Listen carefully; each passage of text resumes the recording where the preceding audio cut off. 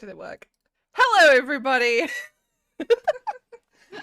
Professionals. Welcome to Follow Black Cat, and welcome to After the Fire, the internet's #1 talk show about hit Song of Ice and Fire campaign, After the Fire. I'm your host, Susie, and with me here today is a lovely, lovely cast of my friends and also castmates for, again, the internet's #1 Song of Ice and Fire campaign, After the Fire. Okay, so we'll go around and say who we are, who we play. I mean, most of you here already know that, but just in case you don't, I'm the aforementioned Susie, and I play Lady Miria Ironwood? Question mark. Moving on to my immediate right is the lovely Amelia Tyler. Oh, hello. Hi, I play Lady Faye Rowan, who's much more blonde than I am. Below Amelia Tyler, we have the lovely Virginia. Hello, I play Mara, the well-known, many-season loved disaster woman of this campaign. And next to me, we have Tom. I am Tom. I play the mechanically attractive Enzo Sal, who is a lot more attractive than I am. Nailed I it. miss being mechanically Because you don't have a attractive. hat. I don't have a hat. If I had a hat, We got to I get had the Tom a hat. big hat with the feathers in, Yeah. forget about it. We're really selling these characters here, chums. Really selling them. Okay, but we're here today to talk about season 5 of After the Fire, which I can't believe we're in season 5. That's absolutely bonkers to me that most of us have survived until then. Sorry, Tom. All of the ladies have. Yeah, for now. None of the gents. They've all died horrible deaths. The problem is the gents tend to be combat characters, and you don't survive very long in combat in this system. So, yeah. Oh, Don't say that. Susie didn't die in a tournament. I mean, it was a tournament. No, but it's a tournament. If that You was a say that. battlefield, she would have been cleaved in two. Having said that, Samuel did almost kill me, and Don did think about killing me, and I did message him saying, "You can do it." Do it. Oh, I remember Do this. it, chicken. Do it. Don was messaging me being like, do I do it? Do I not? And then you said the thing and he was like, I've got to now. And it was literally, I think he messaged me, it was like, luck of the dice was that it was just short of actually doing it. And I was like, oh my God. I was watching that whole episode just being like, oh no. That one was like, after Don's last roll, that one was entirely in my hands, because if I had decided to carry on instead of yielding, he would have killed me that next round. I'd taken the maximum of everything I could. My hit points were very low. I didn't have any injuries or wounds I could take. So, yeah, he would have just murdered me the next round. So I was like, yield. I feel like that's more Samuel's fault than like a deficit in Miria, because Samuel can like almost mechanically cleave a horse in two. Well, yeah, I mean, it's a Jonathan Fry character. Failing on Miria. But also, you know, like Samuel's a knight who rides around in plate, right? Miria wears like leathers, I imagine. Like she's very in scale. I think of her like the Sand Snakes, but slightly more armored. Yeah, for Miria's general battle gear, I think more of like a Greek hoplite. You know, she's got like greaves, she's got a breastplate, but not a lot else, and a shield and a spear. So it's all about maneuverability and agility with Miria's fighting style. The buckler, isn't it? It's like one of those. Yeah, well, she's got a little shield. But it's all about speed and hit quick and dancing and stuff. Getting out of the way of the big swords that are coming for you. But yeah, so anyway, so this is what happens when we start talking about After the Fire. Tangents be real. What if everyone had, because I know Enzo has a fighting style and Miri had a fighting style, but if Faye and Mara had a fighting style, what would it be? Ooh, good question. Yeah. Depends where they're fighting. Well, I mean, let's just say wars happen and you've got to go to war and you're a fighter and you can choose what type of fighter Faye would be. What do you think? How would she? Because, I mean, it's not restricted to just like, you could be an archer, you could be kind of like, like a sword and board. You can be like spear, I think she'd be pike. more likely to be some sort of like staff fighter where it's using other people's momentum against them to Ah, redirect them, and Mm. that feels I can more see like that. her. I could see that. I feel like Mara would be that really classic Skyrim character. Like she'd be a stealth archer from a distance, and then like she would have like a rapier through your chest from behind you, and you're like, the fuck is this? That scans. Like, Yeah, that Yeah. scans. She would snipe from a distance and put buckets on people's heads. Yeah. yeah.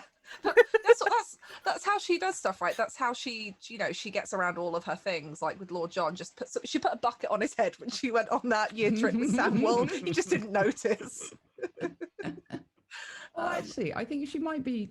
Maybe Faye might be like a spear fighter, similar like Oberyn Martell's kind of style, where it's all very fluid and lots of Yeah. long shots. Yeah.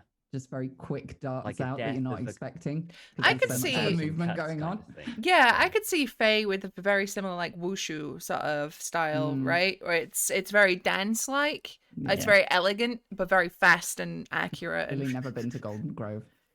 well, you know, It's not elegant. Miria has only ever seen Faye at the ball, and she was a very elegant Aw. lady that night. Aw, thanks. Yeah, that was her She putting works on a very hard show. to keep up that pretense. Yeah, So You did see her at Miria. Golden Grove. It's much more fun when you just throw the pretense out the window and do whatever the hell you want, because it turns out there are no bad repercussions. You It can turns see out the veins turns out you can dodge all responsibility, avoid being in court for nearly 5 years, traipse around with a man who isn't your husband, start a bunch of rumors that you continue to fuel, marry him in secret, and then actually manage to convince his father to let you marry him, get a divorce, and do it. I see no issue with this, you know. Hey, if it worked, it do it. worked. But you know what? As much as Mara's character like offends me personally as a human being, she's perfect for Game of Thrones, right? Because Yeah. there are so many nobles in Game of Thrones who are absolute fucking garbage trash people who just do whatever the fuck they want. There's no repercussions to them because it's always someone else that suffers for them. And it is great. It's great for like storytelling. They don't even see that, right? Yeah. Because it's not even that they think, oh, there's no repercussions for me. They just think, well, this is how it works for me. Yeah. I've decided to do this thing, and so it's being done.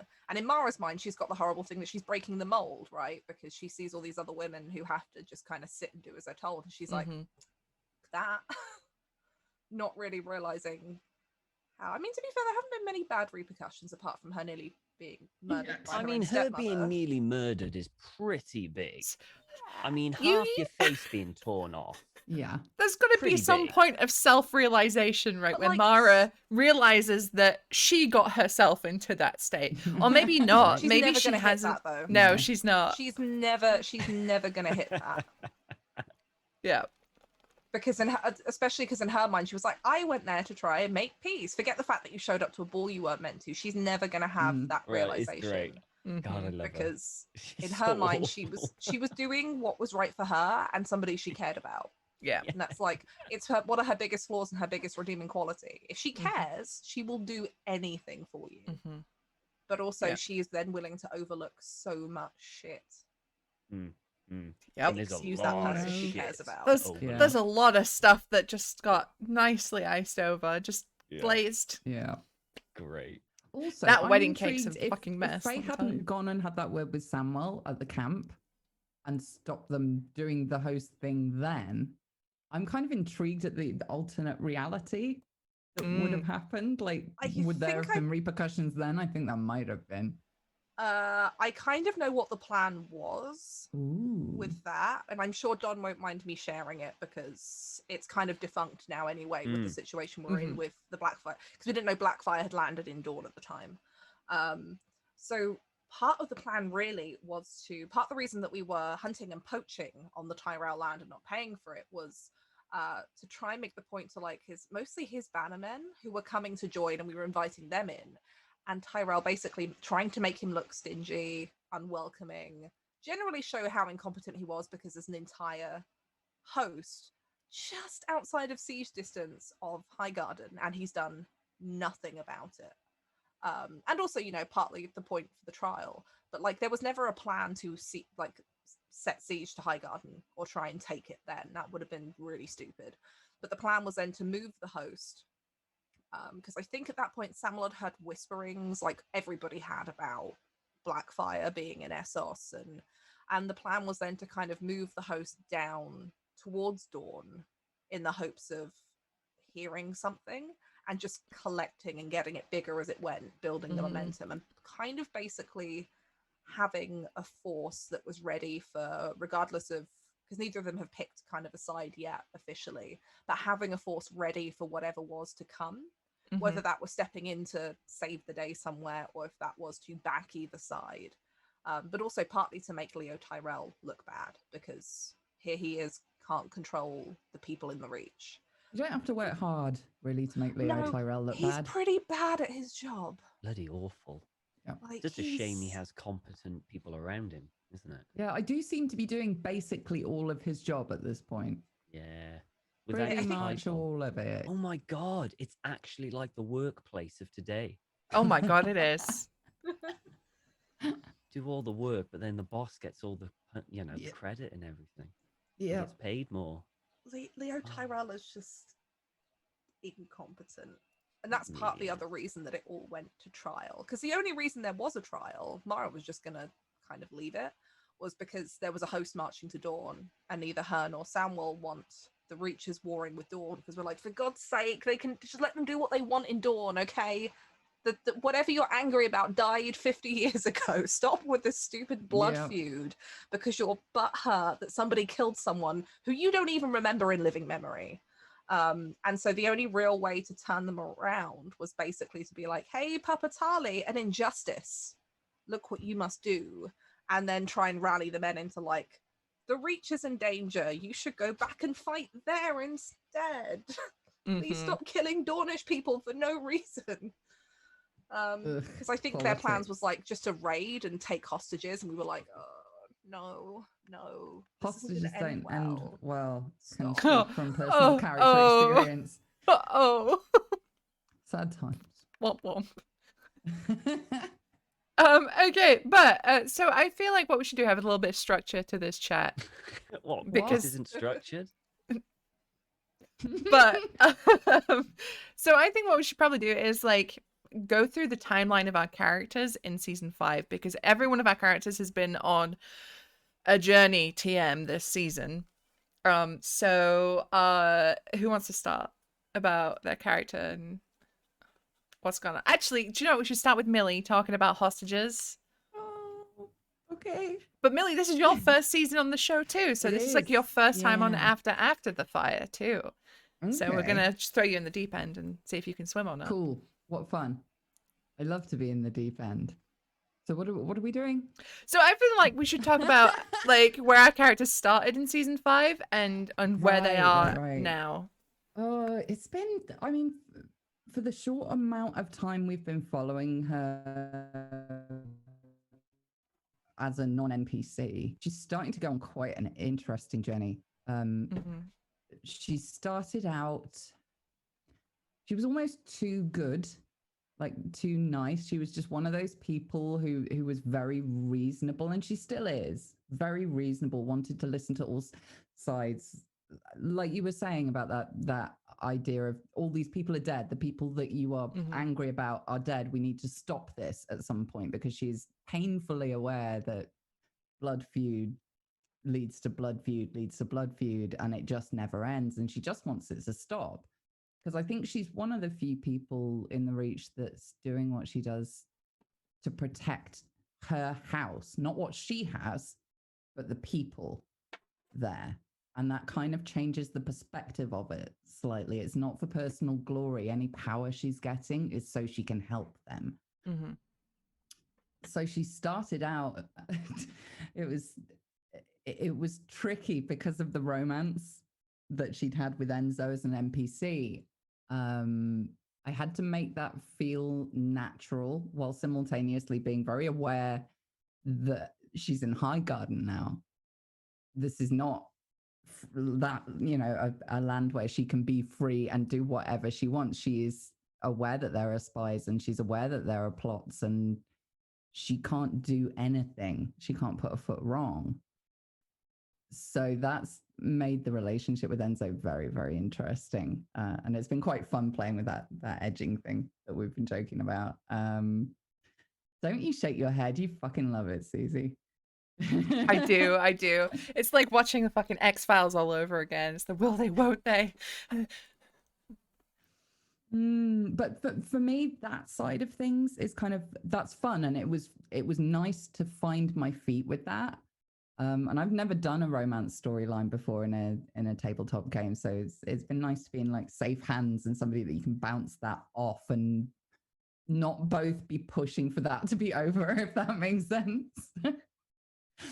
Obvious jokes. But for me, the interesting thing, if we ever get there, is what happens afterwards, like how they break it or how they make it work. The difficulty, like I want to see them have an argument. I want to see that develop. But I think she's slowly starting to realize that she is sick and tired of putting in so much work, doing so many people's jobs for them. She's sacrificed everything she is, all her spare time, her prospects of marriage, everything, and never really asked for anything in return. Occasionally somebody's given her something, but she's never asked for credit for it. And so she's largely overlooked and unappreciated. And I think her sending that letter to Samuel, kind of going, by the way, I've been saying things about you in court. I think that's the first time she's ever done anything like that, which is like, you know what? I've been being really nice and people need to start appreciating me. I think there might be a bit more of that to her now, because she's starting to see the cracks. She really did believe in Lord Leo being the right person to be in charge, because while she doesn't believe in him per se, she believes in the structure of government, that you need voices from all over the place. Otherwise you end up with hosts outside your castles. Like everybody needs to be represented and heard. But she's starting to see that there are cracks in that, and she's very much at a crossroads right now, which is obviously the perfect time for somebody to be like, hey, do you want to dabble in the dark side and torture some bitches? That'd be really fun. I could teach you. It's going to be, oh God, it's going to be like that scene in Ghost with the pottery. It's not a potter's wheel. It's some poor fucker's neck. Yeah. Yeah. I would be there for that scene, to be honest. I think that would be interesting. Hey, She like could a well couple go that down kills road, who together. knows? Yeah.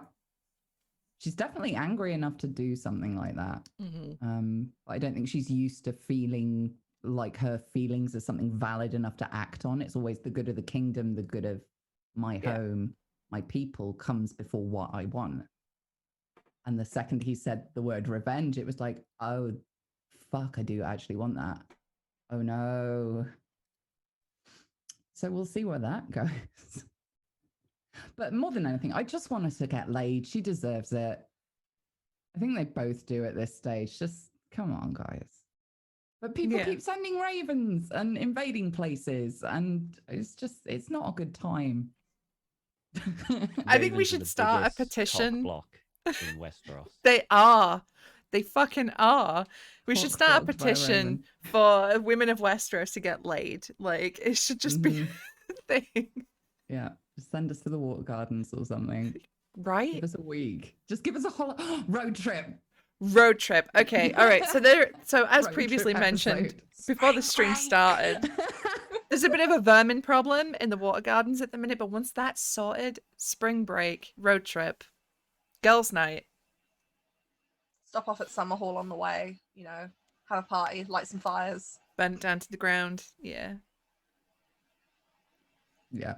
I think at this Paint it point, red, a lot of but us not- deserve it. Yeah. I think we've earned it.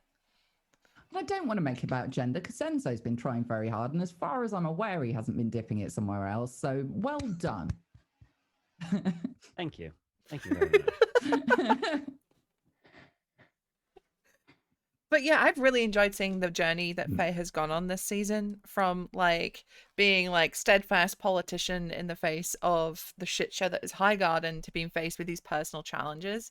I think it's been a really cool thing to see, a cool journey. And especially last week's episode where she was faced with this possibility of, you could get your revenge here. You could take out some of this anger, this grief that you've been holding on to for years on this man that's on his knees in front of you. And Mm. that restraint that she showed in not killing him, like, I think that's a very important part of Faye's character that was revealed. Yeah. I think it's certainly the desire to do it, but like, take this off me or I'm going to do it. Yeah. That surprised even me. It's interesting when you dig down into a character so much that you're not really piloting anymore. You're just reacting. Yeah. And I think at this point, I know her well enough to just be able to let her run free and see what she wants to do. God, that sounds psychotic, doesn't it? But you know what I mean. No, 100% know what you mean, because that's how I am with Myria. Like, I Mm. go into a scene and I'm like, okay, what is she gonna do? And then she does something, and I'm like, oh, okay, this is where we are now. Yeah. Yeah. It's I don't think if you'd have asked me before that scene if she would have reacted like that, I would have had no clue. It was only once she's there, and the word choice was just so, come on.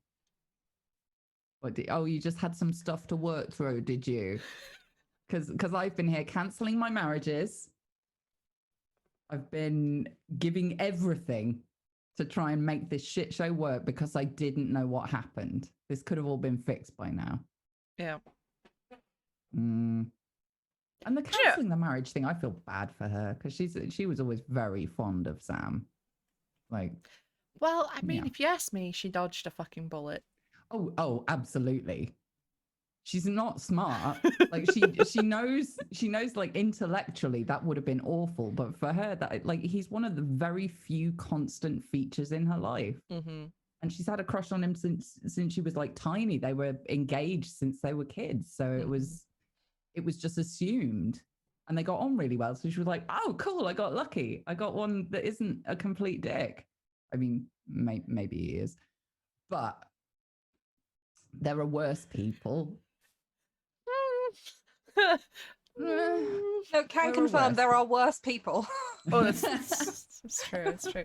But you know what? Like, when going back to what you said, the word choice there of like, I had something to work through. We got to give props to our GM Sam there for really just being able to twist that knife. Like, Sam's so fucking good at just being able to just like a little detail, just fuck you. Yeah. But always in pursuit of the story, right? Not doing it to be mean or anything, but always just there for that character development. Yeah.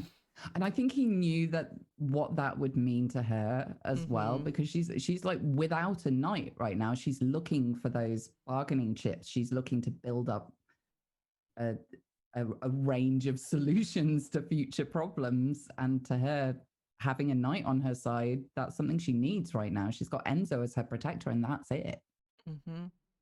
So to have someone in front of her who's like, I will lay down my life for you, but you kind of hate me. That's fun, complex feelings to delve into. I love that side of it. So juicy. It is so juicy. I think following on from the Fae train, we should move over to Enzo. What about Enzo's journey this season? I'm trying to remember when season 5 started because it kind of all meshes into one for me. So Enzo, since he's actually been here, Enzo is very much kind of like in a supporting role for whoever he's about, because technically he has no real power, right? He is just a commoner who is just charming enough to be able to hang around with the higher ups. And really, this season, he has been probably a bit more selfish than he was in the previous season, because a lot of the things he's been doing is essentially to make Faye like him better. He's not really bothered that much about what's going on with the kingdom. He's not really that bothered. I mean, he did get those, those important information. But the reason he got that important information is because Faye wanted it. And then when he gave it to her, Faye really liked him again. So it's been very much well, what do I want at this moment? I'll just go get it. And, and these are ways to kind of thing. And it's essentially been kind of, yeah, kind of like that. He's been a support character, really, for now. Which I like playing. It's actually surprisingly fun. It really is surprisingly fun because you are just helping people around you, and that's a lot of fun. God, I'm just trying to remember. Lost in a maze at one point, became maze folk. But yeah, I mean, throughout the season, my thoughts to what Enzo wants has changed as the season has progressed, and significantly since the last episode, to the point of he is self-preservation hasn't really been on his mind. Now it's kind of back on his mind. He's felt pretty safe. Nothing's going on. There was a tournament. He's not fighting. He's not going to be a problem. He's in Highgarden. He can charm his way out of anything. But now something terrible and dangerous is coming to Westeros, and he's like going, right, okay, I could possibly actually get hurt here. So that is always in the corner of his mind as well. And yeah, he's kind of like, how do I put it? He is taking one day at a time. He's quite a reactionary character. You wouldn't really see him like planning months ahead. He's very much a reactionary character. But it's fun. I'm enjoying it. It might change next season depending on what happens and stuff. And to be honest, now it's already changed because he is planning ahead now. He is actually thinking and planning ahead. Yeah. I'm terrified about what that might mean. Yeah, me too. Especially at the end of last week's episode where you sent that mysterious raven to King's Landing. Who knows what that's about? You worried I'm gonna tell someone something that I shouldn't? No, I'm just worried that Enzo's gonna pick the wrong side.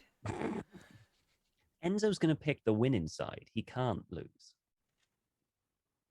Oof. I'm worried that Enzo's just gonna piss off. Yeah. Yeah, completely. Yeah. I will say, there is a lovely dock at Ironwood that would fit a sapphire, should you wish to visit, in a nice manner, not an aggressive manner. Yeah. Well, all you have to do is win the war. That's it. All right. I'm working on it. You win the war, I'll be more than happy to sail the sapphire into the dock. Mm-hmm. And crunch. That feels like a euphemism now. That was filthy. That was absolutely filthy. Yeah. Miria would never. She would never. Not with Enzo. No, that would be. It would be too weird. Neither of them. Because there's funny enough. I think I was talking to Millie about this. How Enzo and Miria, their relationship, and it's one of those things where during those 5 years they were together, just like hanging out and doing all this stuff.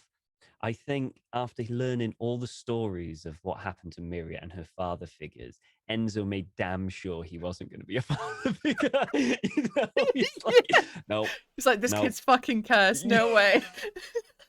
I'm a mate. That's it. I'm just a mate. Mate. Just a mate. A drinking buddy. That's about it. That's it. But yeah, like I have really enjoyed seeing Enzo change over this season. Like, he still puts on this air of being this very like, I just go wherever the winds take me, and I'm just good old handsome Sal, like rocking my way around. But he is definitely very much changed. And I feel like that theme about becoming more selfish, each one of our characters is exploring that this season. Yeah. We're all going for what we want this season. Well, I mean, Mara's explored that ever. Well, I mean, from day one with Mara. From day one, and Miria, to be honest, after what happened, she went full on selfish there. Yeah. That was trauma seems to do that.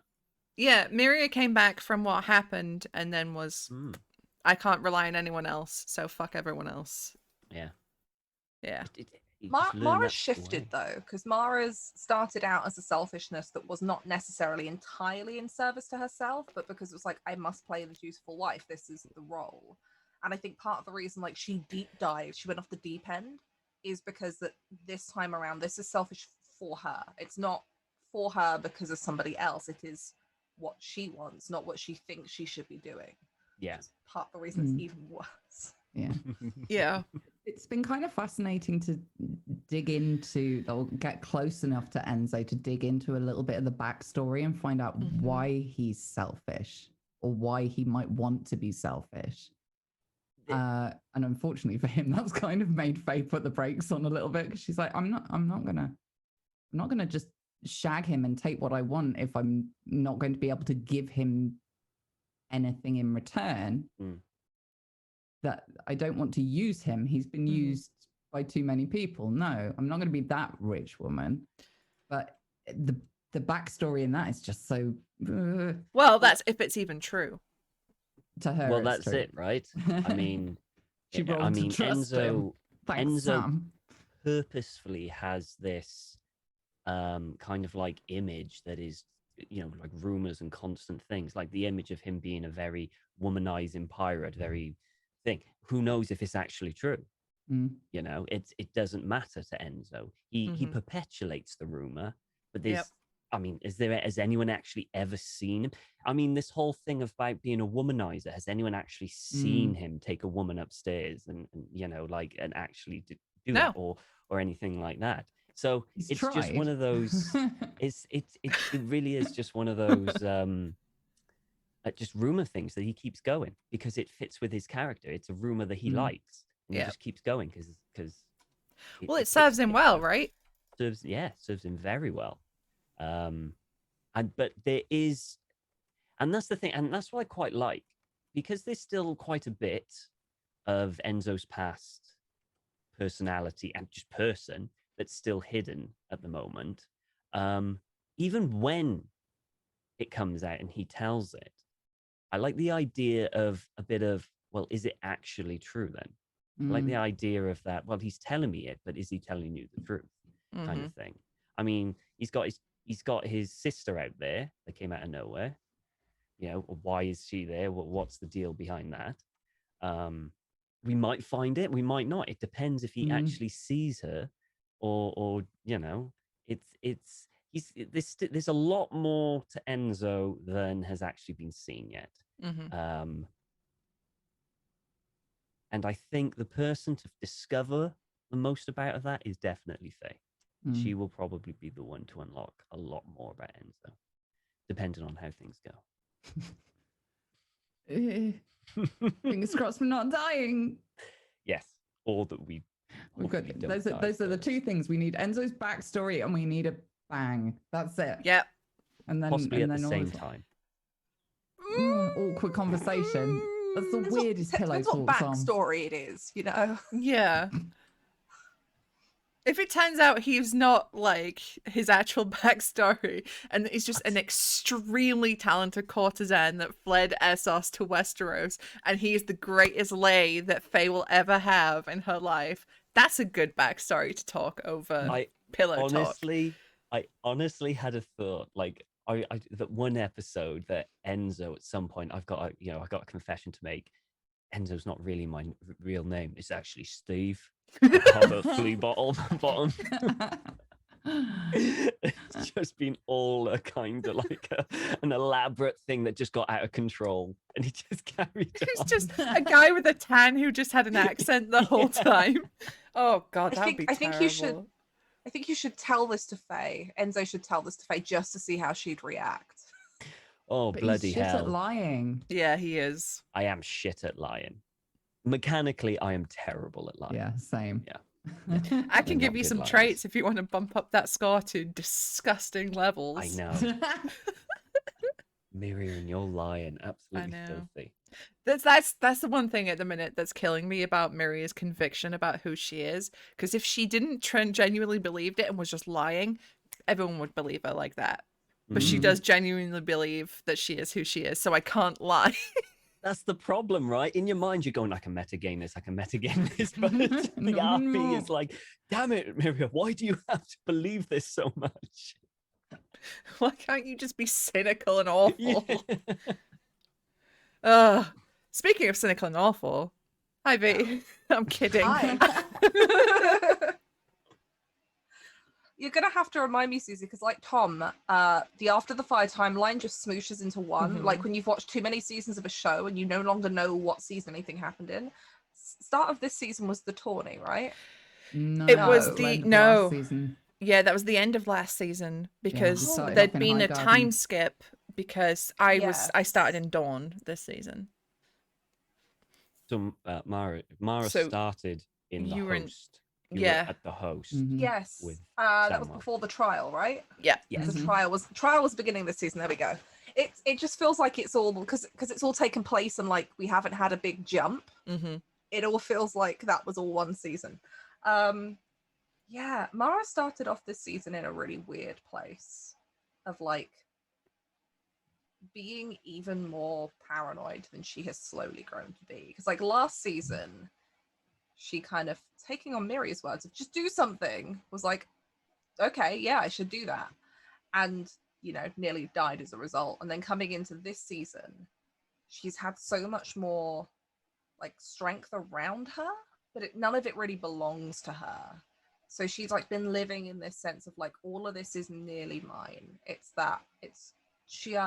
right there. She can feel it just in front of her.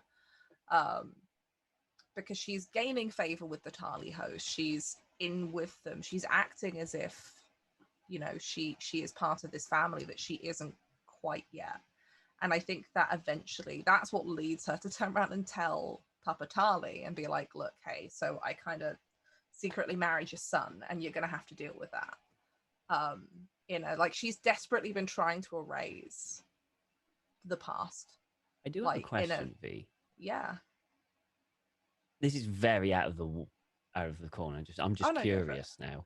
Does Mara know that she can no longer have children? As far as Mara knows, she can no longer have children with Alistair. Right, interesting. Okay, It's never been that's said different. that she cannot have children, but she knew Marcia was responsible for the loss of her child. Yeah. And so before Marcia nearly murdered her, she confronted her about it because Marcia turned around and called her a traitor and was responsible for this, that, and the other, because Marcia still believes that Samwell was responsible for the prisoner that was murdered. And it's like Mara's tried her best in that, not to throw anything back in Marcia's face and be like, I have forgiven her for this. And that's where she throws it out of, what about what you did to me? It's fine if you wanted to hurt me or you wanted to hurt Alistair, but you hurt an innocent life. Yeah. And she mentions that she wanted to cripple the roots of House Oakheart. She wanted to wither them. In Mara's mind, because Mara too believes in the old gods and she's seen the magic and she understands it to some degree that it is a real thing. She doesn't believe she can ever have children with Alistair. Gotcha. Interesting. That if she did, either it wouldn't happen or she would miscarry again. Yeah. But she doesn't believe that that's the case. That would be the case with Samwell. It's not a thing that Sam and I have been like tracking to see, like rolling to see if Mara is pregnant, because that's not a thing she's kind of working towards. It wouldn't surprise me if she ended up pregnant before the end of this season. Can we please find a maester of some kind, because Faye is going to need some serious, like, Westerosi birth control at some point. What's that potion called that they can Moon take? tea. Moon tea. Moon tea. And tansy there we tea. go. Gotcha.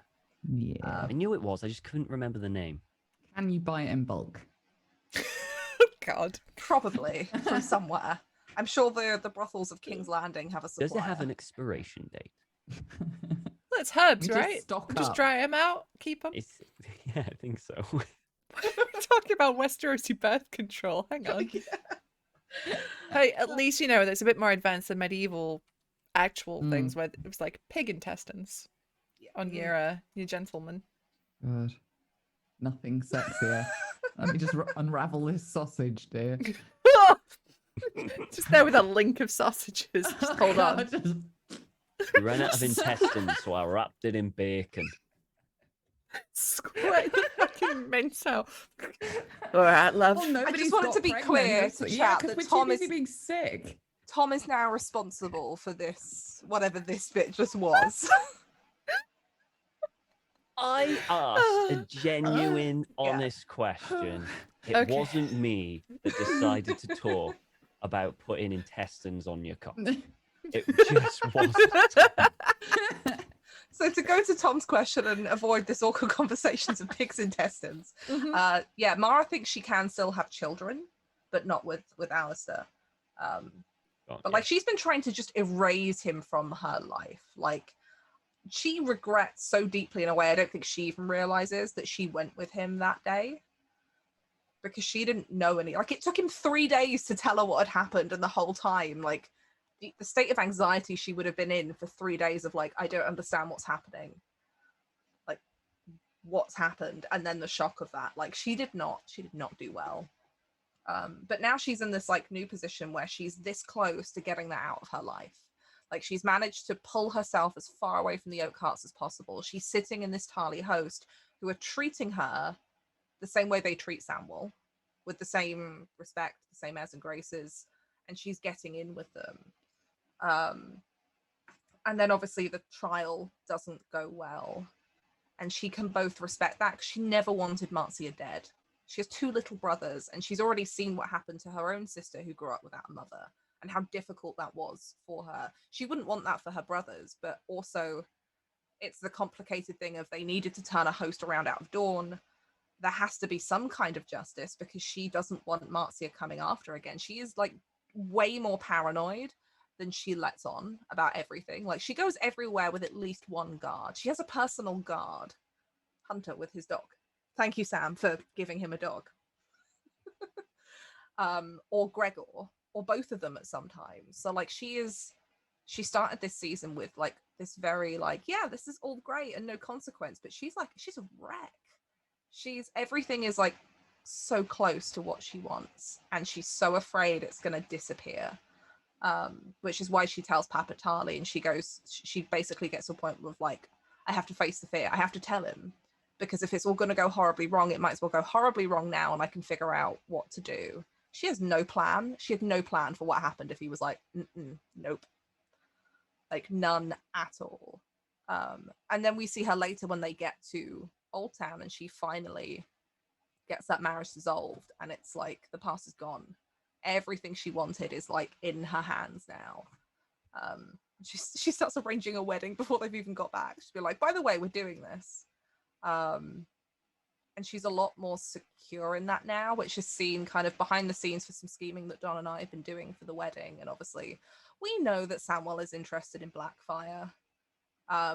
Neither of them have stated which way they're going yet, but it's a very real thing for her now that she has to feel secure in this, because if not, like there's another war. And she's already seen, like all of our characters here I think have seen how easy it is for the things that you care about to be ripped apart by that very, very quickly.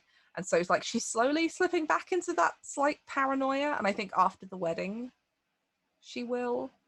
But also she can, with the plans that she has going on, if she can get what she wants, she can finally kind of play the game that she has been trying to play in the background, that she tried to play for Alistair, and he was an idiot.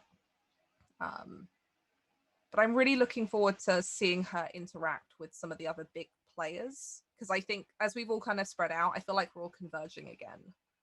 Like a lot of the reach is going to be converging to the wedding. So. Yeah, like I really want Mara and Faye to have more screen time together. Oh, yeah, because I feel like need to have a chat.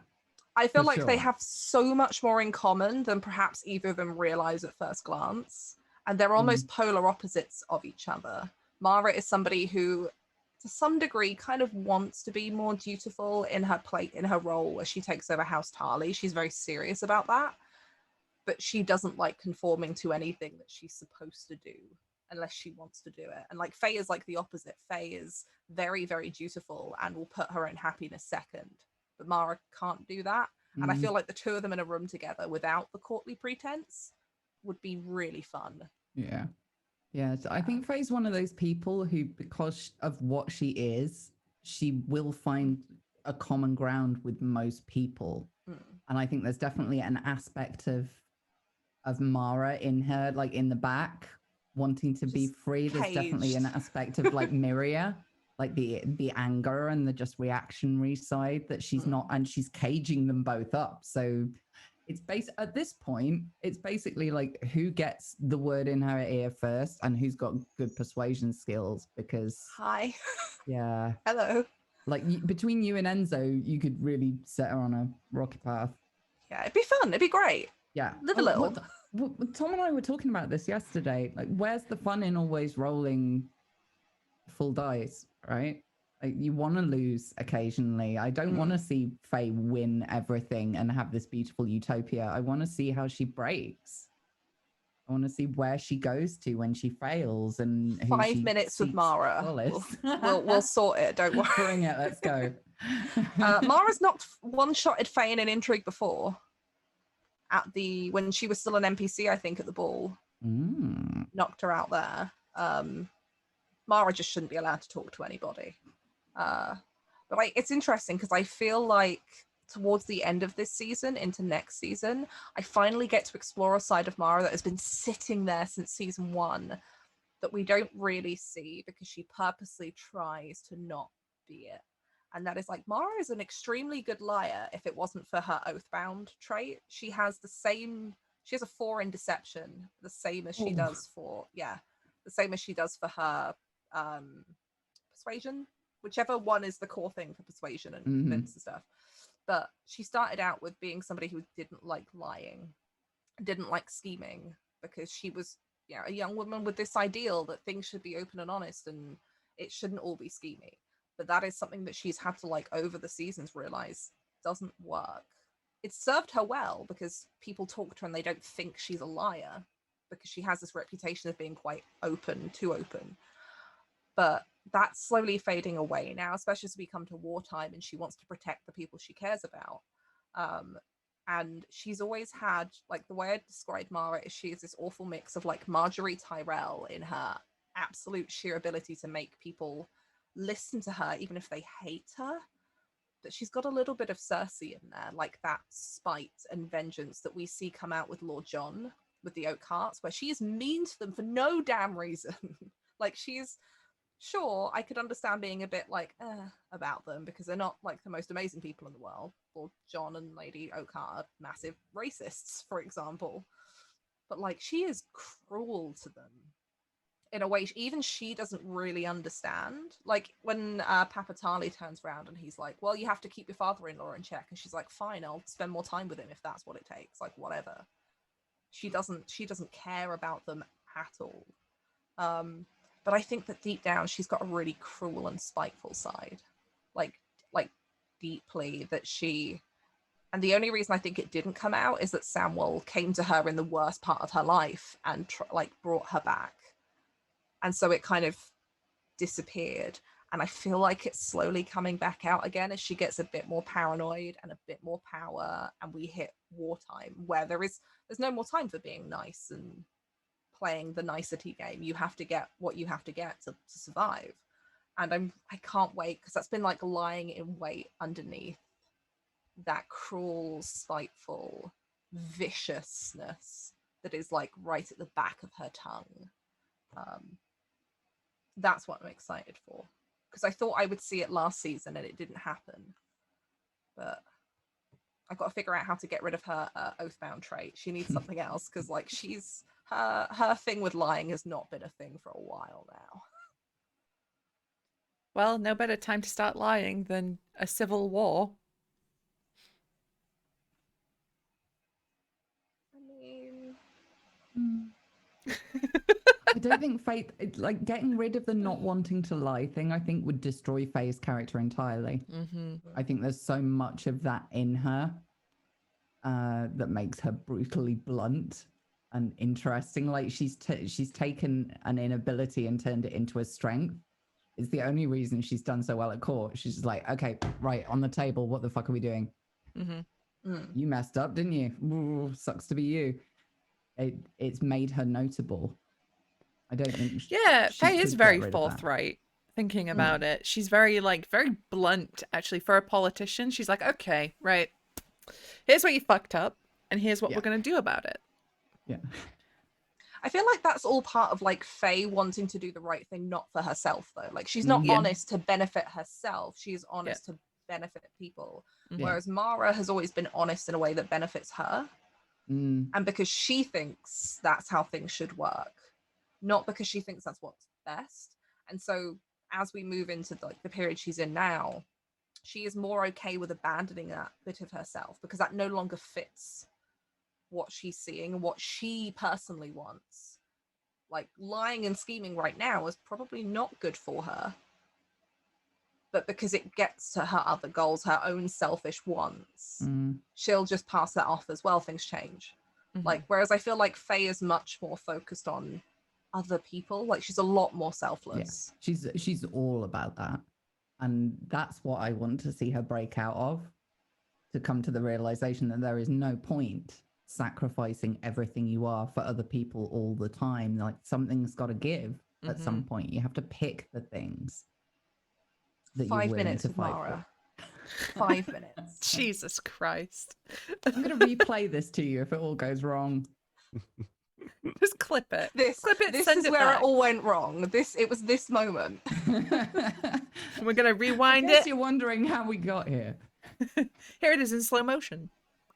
I think there was such a good example though of like the way that Faye thinks about other people and doesn't necessarily even think, I think in some ways doesn't necessarily assume the worst of people either.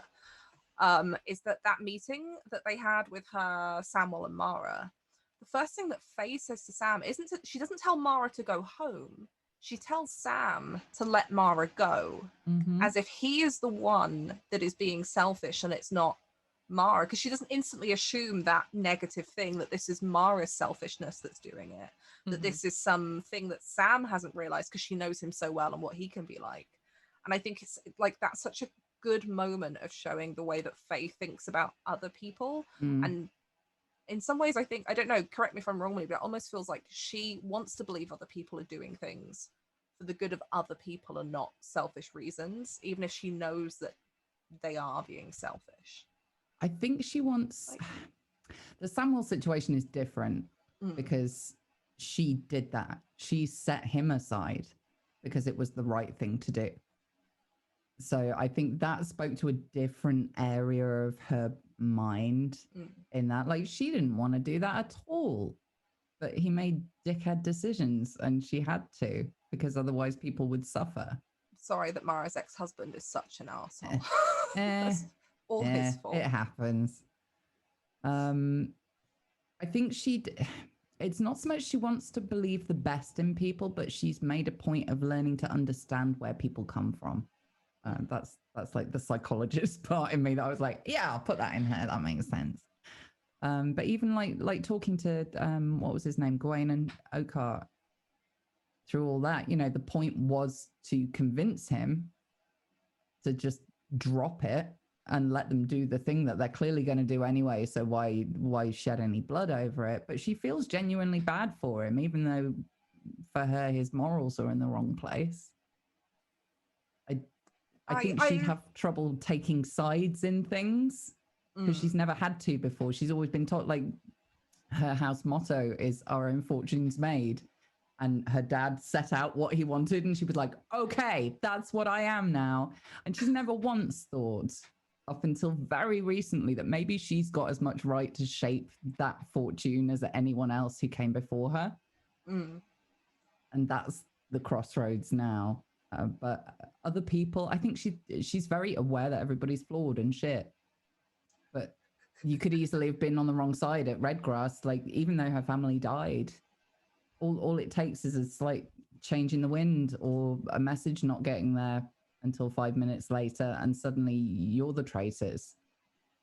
So she's feels very sorry for the people who have suffered as a result of those actions. And she doesn't ever want to be one of those people who makes people suffer, if that makes sense. She's aware of her own entitlement, I guess, she's aware she's very lucky, which I think is rare in Westeros. Well, Which makes complete sense that she's like hooked up with somebody who grew up with nothing. It's like a magnet. Yep. Hello, I will understand you. Come to me. What's the thing in Westeros, right, is that most people born into nobility don't even consider what their life would be like outside of nobility. And if they do, it's in that really awful way where they don't even think about what those struggles of that life would be. It's just, oh, I get to be free of this thing that I hate about my super privileged lifestyle that half of the kingdom would kill to have. Mara and Samuel are the same. Like when they went off on that trip, they loved it. It was just the two of them, right? They had no retinue, and it was just them. And in some ways they were just like, oh, this is great because people just, assume that we're ordinary people and we're not noble and we get to be with it. And it's so, there's a bit of it that's really wholesome and nice that they can just get on and do that. But there's a bit of it that's very pretendy. And Susie, you'll know who I'm talking about, who likes to play poor people in the bottom of her garden with a farm. What's her name? I can't think of her name right now. Marie Antoinette. Why can't I do that? Marie Antoinette. It's very much that, right? Is what a lot of nobles do when they like to enjoy, not, want to talk about all the things they hate about their lifestyle. Whereas it almost seems that Faye doesn't have that. Faye considers those things. Well, I think it's because she came into her inheritance in a very different way to how most people do. Like she was raised the fourth child with 3 brothers ahead of her. Like nobody ever thought she would be in this position. Her mum died giving birth to her, so she didn't have a female right. You and Miria have something in common. I know. Jesus, and you could be describing Miria here. Yeah, but she, sorry, I've just noticed my sound tiles falling off the wall. That's unfortunate. So she didn't have that like a female influence growing up at all, which in a way has made her very forthright and very bold. And in a way has just not prepared her for life at all. And then suddenly like that, her father and her brothers are gone. And she's left in charge of this house that she has a huge amount of responsibility about. So in her head, she'd be failing if she didn't know like every inch of this place. Like she knows what everybody's jobs are. She knows how Golden Grove works, I think in a way that most nobles wouldn't understand because she panicked. She's like 17 years old and she's expected to run this place and she doesn't know who she can trust. So she learned it all. And I think that's given her a different perspective on what the people who work with her are. I mean, even just using the word with there rather than for tells you everything. Like to her, it's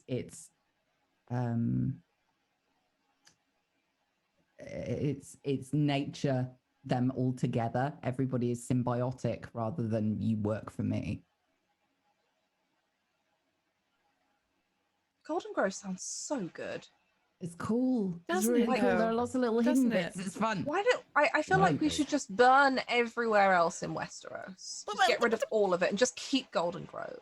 You Almost can have everything Ironwood. else. Thanks. I've been working very Ironwood. hard for it.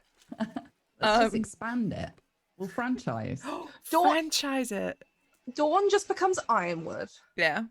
I'm here Reach for it. becomes Golden Grove. I have to say, and Hornhill, or Don will probably kill me. But Hornhill's got its upsides. It's got good hunting, right? Sonna Hill. The north is the north, and it might as well entirely belong to the Starks anyway. And the Neck is that place full of weird marshland that nobody really wants. And we just do away with King's Landing entirely. I'll get a saw. I'll start cutting from the bottom. You start cutting from the top. We'll meet halfway. Have pints in the middle. We need to find the children of the forest so they can do what they did with the Arm of Dawn and just break off the Reach and Dawn just separately. Yeah, just have a little island. I do just want to say welcome in, Raiders. Welcome in. Thank you very much for stopping in. Hope you're all having a good day. We are currently talking about After the Fyre, which is our Song of Ice and Fire campaign that we are all far, far, far too invested in. We're like doing psychological deep dives of our characters. Like they're actual people. I haven't noticed that Tom has been very quiet during all this what do we want, where are we going thing. Like you can say Tom does this. Taking notes. Character all you want. The secret's under that beard. All the secrets under Enzo's hat. That's what it is. It's why it's so no, big, I full of mean, secrets. I'm quite happy, entertained, just sitting back and listening to, It's taking notes. what you're all going on. And Is Enzo I a wouldn't. faceless man? Because this would make a lot of sense. It's just I haven't killed anyone. yet that we Yet. know of. That we know of. Well, let me just say, I haven't killed anyone on screen. Neither have I. No, you haven't. Nope. You've got I many haven't people yet. killed, but you haven't actually killed anyone. I am, haven't like- yet, but before the end of the season, I'm hoping. Maybe we'll all get a kill on the board by the end of the season. But yeah, like I'm I starting prefer to drag it out. The edging is not just for the bedroom. Amelia Tyler. He said Um, make him suffer for a very long time. She's very Mhm. literal. Mm-hmm. But I am starting to think that Miria is just cursed. Like having is. played her for five seasons, she's just fucking cursed. There's no think Roll about 20 it. She's hates you. cursed, 100%. Like, And roll 20, Susie. Roll 20 hates me. It's Yeah. true. It is known. I don't know what you've done, but I don't know who I need to apologize or send a gift basket to or something, but I gotta.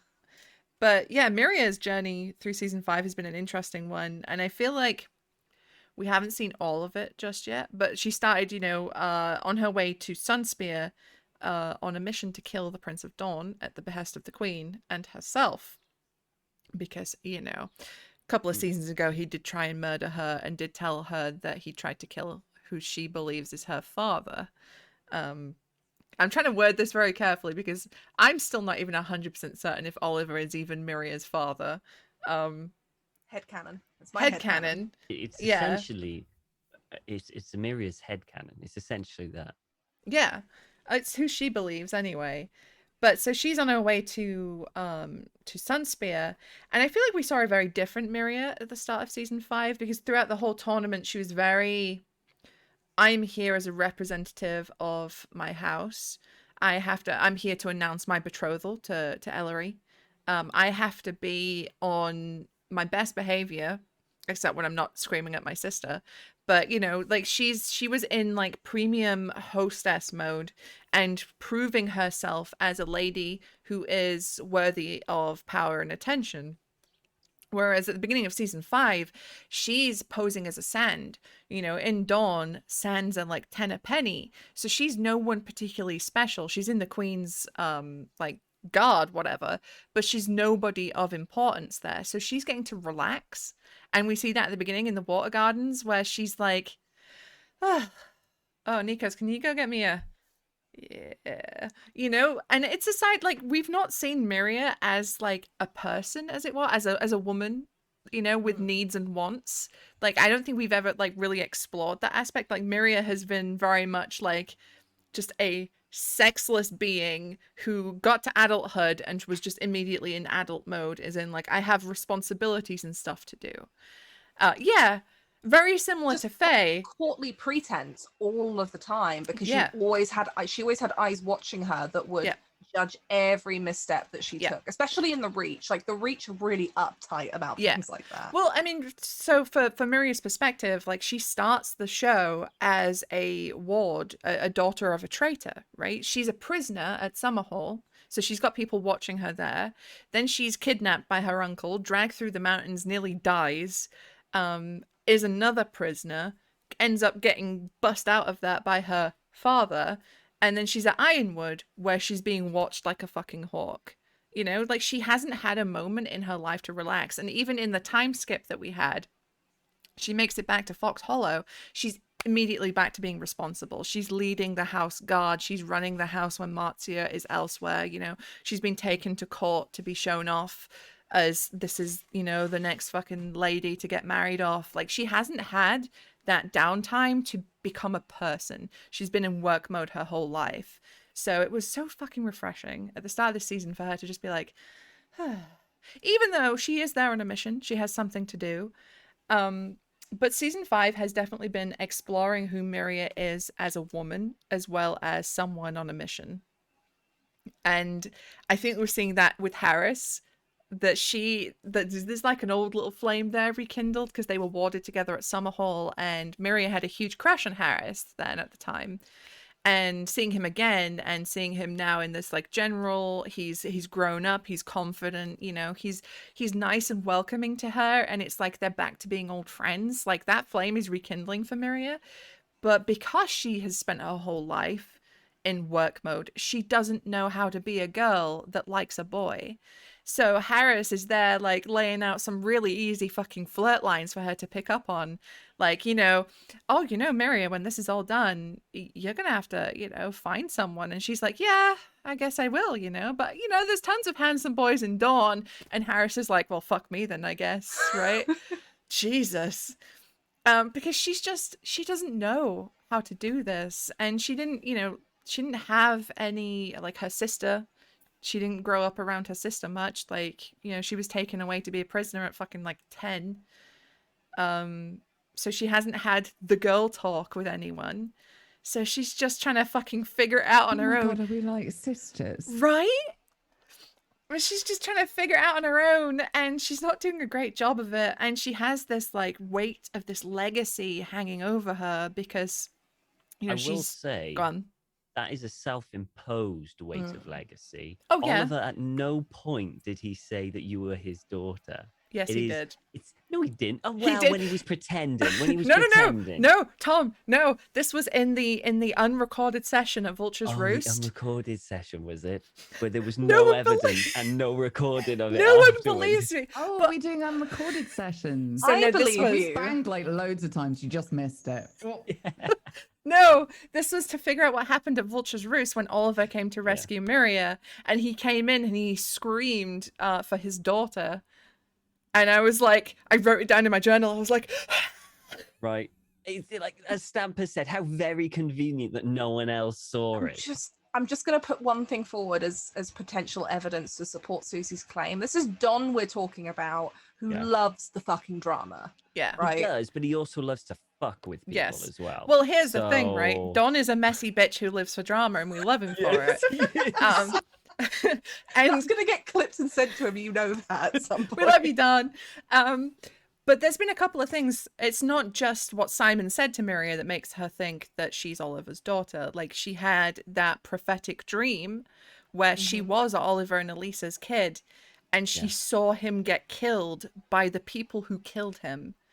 And he said to her something like, I will always be yours until there's no music left in the world, or something like that. He said that to her with like his dying breath in the dream.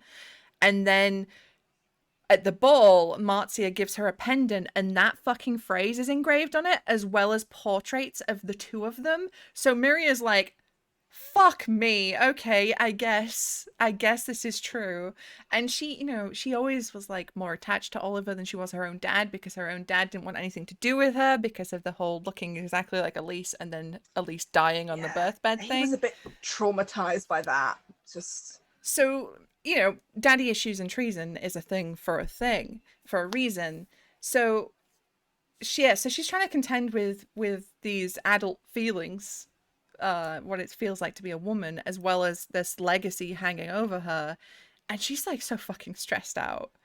But she's able to snatch these moments with Harris, with Nikos, where she can just forget that for a minute and be a girl who likes a boy.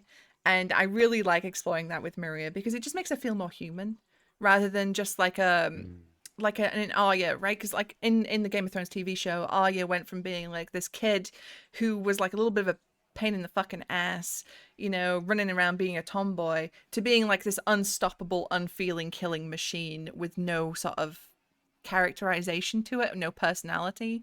Like Arya Stark just became just boring by the end of the show, because she was just, I'm the one that can kill people and that's all I do. And I don't want that for Miria. I still want her to feel like a person, even if she is on this quest for vengeance and justice, as she calls it. So she's like coming into that as the series goes on, and as the season goes on.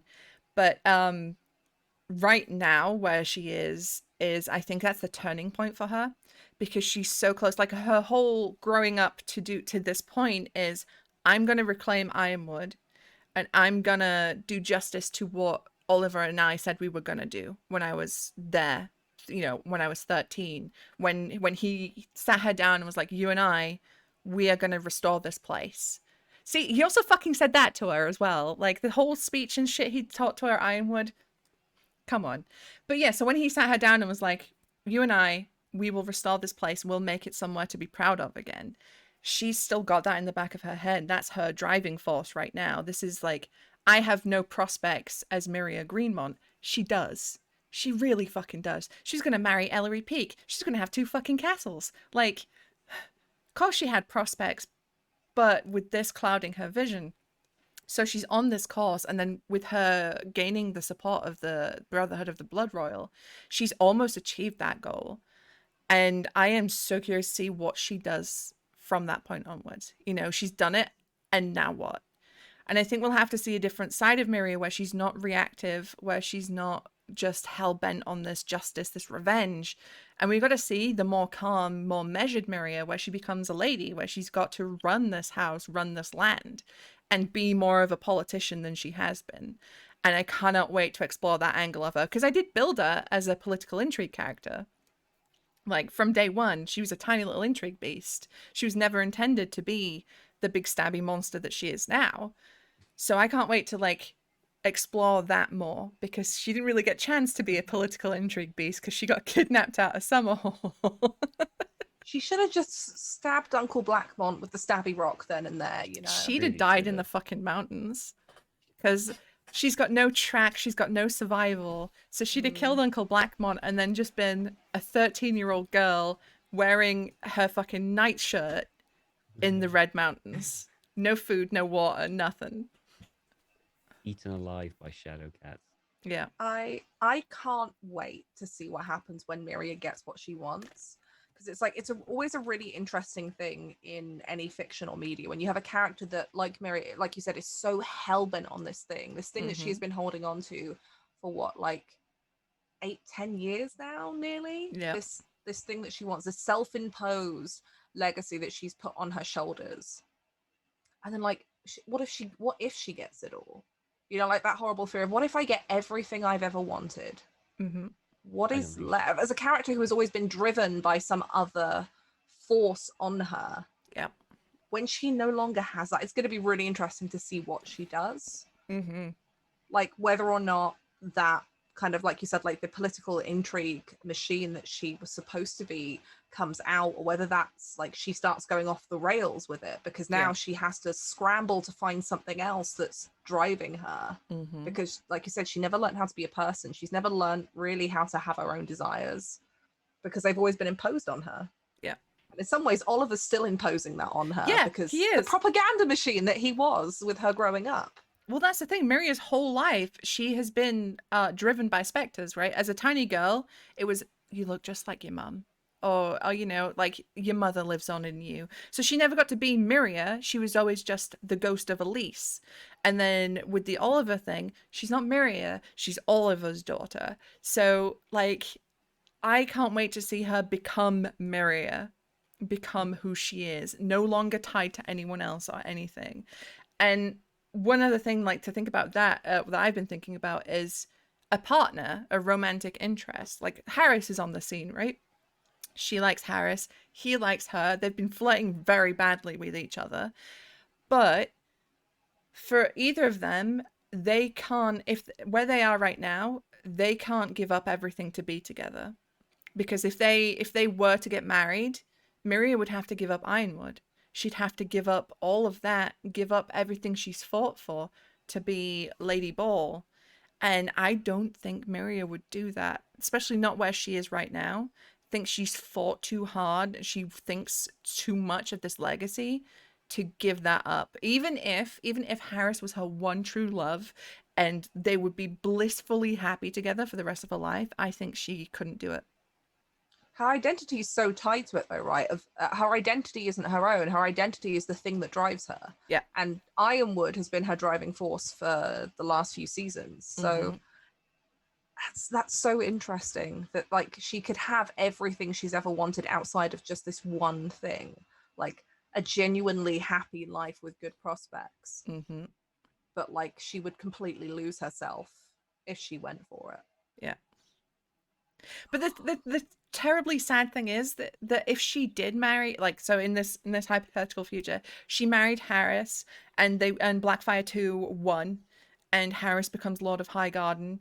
Like, she could marry him, they would have children, they would have a legacy. Like, she would forge an identity for herself, but she can't see that over the Ironwood thing. Like, she can't see any path for herself other than the one that she's been set upon since she was like 10. And that's like so fucking tragic. I feel like that's almost a thing for a lot of the Greenmont children, though. Like, because a lot of, like, all of the Greenmont family, the remaining kids, even Marcia, lost so much so quickly during the war. Yeah. And then, like, they were already fractured, and then they lost Lucas, who was essentially holding a lot together. Like, now it seems even more than we realized in season 1. So you've got all of these characters, and I think Mara is the same, Marcy's the same, that they're all like, we focus on this one thing to survive, because whether that is for the good of the house, for the good of themselves, for their own identity, their own mental security, and it's the thing of like, they all focus on that thing and they can't see above it or around it, even if there's something better for them in the long run. Yeah, they have to have this thing that they focused on, because if that slips away, that's the one thing they have decided. Yeah. When a lot around them has been through no choice of their own. Yeah. Like, that's the fucking Greenmont curse right there. It is. It genuinely is. It is the unfortunate, like, ambition that all of them have had. Even Simon. You know, Simon wanted to be a maester. He had this idea of a thing. And then when he got there, he struggled with it. Because he got there. And then what do you do? Yeah. I think it's such a great, like, human thing, right? That some people are just so focused on their goals that they can't see anywhere around it, and to the detriment of their lives. And they will always blame something else rather than themselves for how they got there. And it's just like, oh, it's juicy. It's really juicy. The human thing of doing something that you know is bad for you, that you want it, even though the better option, you can just see it on, even if you can see it, you're like, I can't, because I've committed to this now, I've put myself on this path, and if I go over there, everything I've just walked is worthless. Like, it's the underlying fear, right? That if I change now, everything that came before it was a waste of my time. Well, yeah, I mean, like that's Miria's whole thing, you know, everything she suffered, and she suffered a fucking lot in her life. She would think would be for nothing if she just gave it all up. And she would, like, even if in this hypothetical she marries Harris, she knows that Harris would treat her as an equal, that they would have a happy life, they would be a fucking force to be reckoned with together. She still has it in her head that from her training growing up that she would just be some lord's wife then. You know, she would give up her entire identity just to be the Lady Ball. She would no longer be Miria. She would lose that. Not seeing that right now she's not Miria. You know, she's Oliver's daughter. She doesn't have her own identity right now, but she thinks she does. I think that's a very, like, the thing that a lot of the women in Westeros, and you see it on the show as well, of that fear and that constant, even if their husbands treat them equally, that relegating them to the wife of, because even, you know, Alistair looked at Mara as an equal, but that didn't stop everyone around him treating her as Alistair's wife. And Sir Gawain does it when he talks to Samwell in that scene.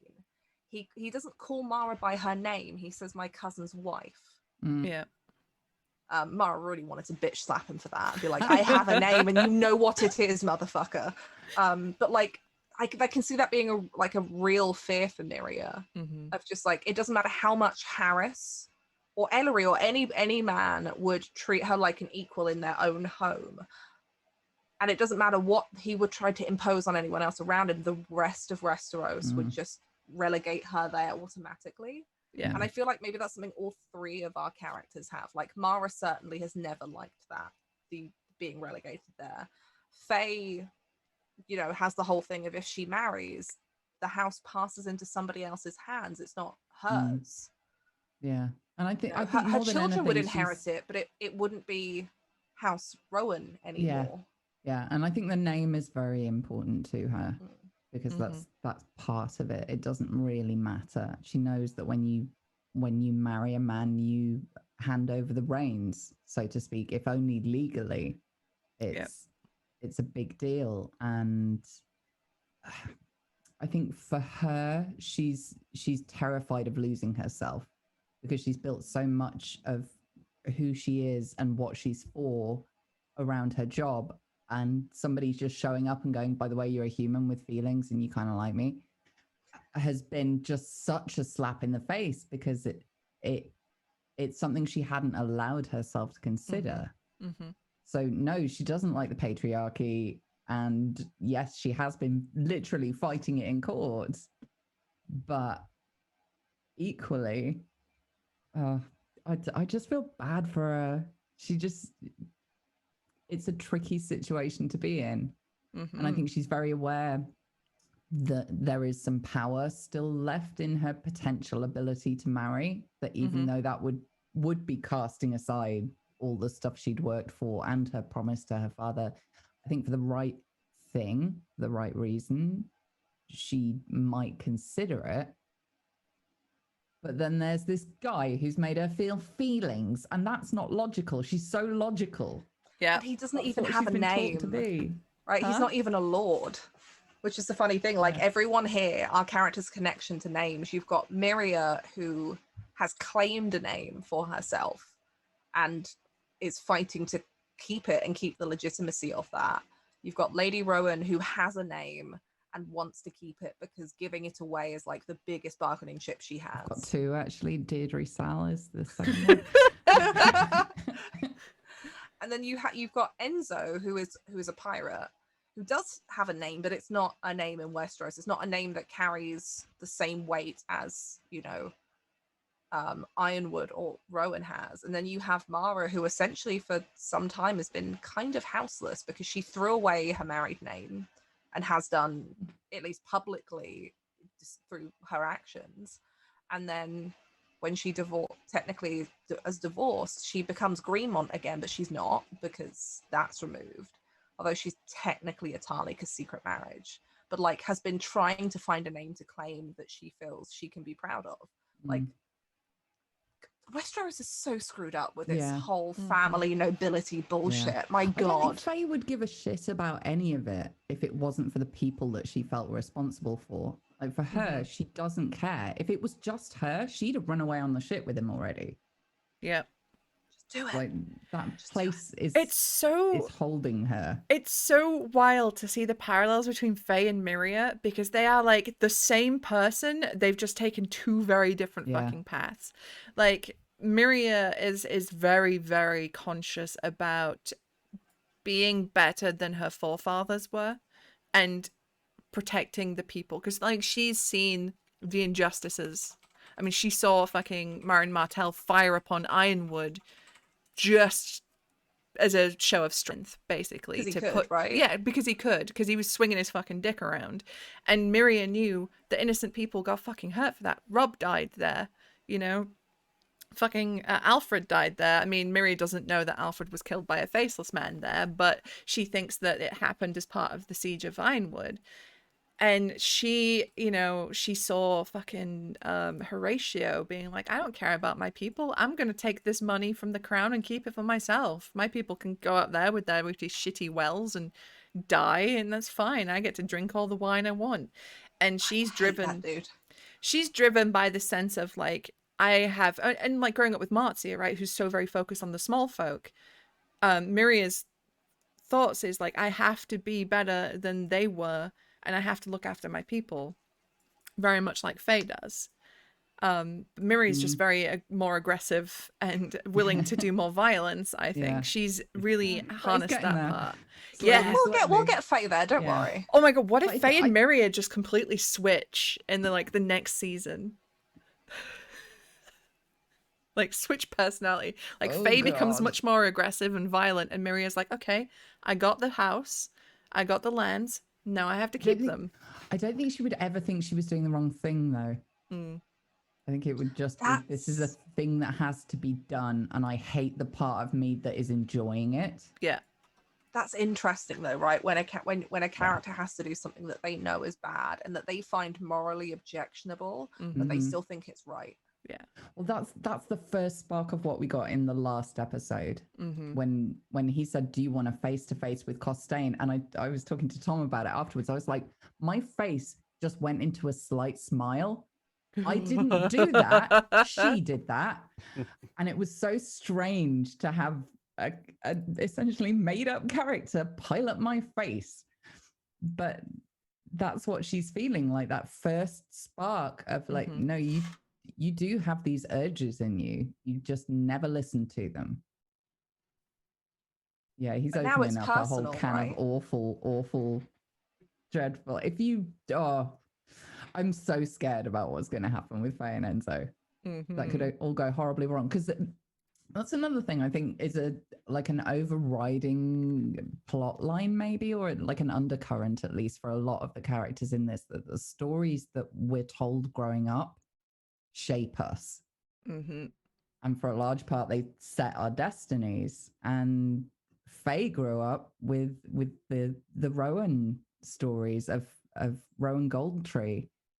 The whole house was founded on a woman who was heartbroken because her lover left her and chopped off a bit of her hair, wrapped it around an apple, and a tree grew. That's what she grew up with. Her house was founded by heartbroken women. And yeah, this could go very badly wrong. Yeah. It could. It also could go very well.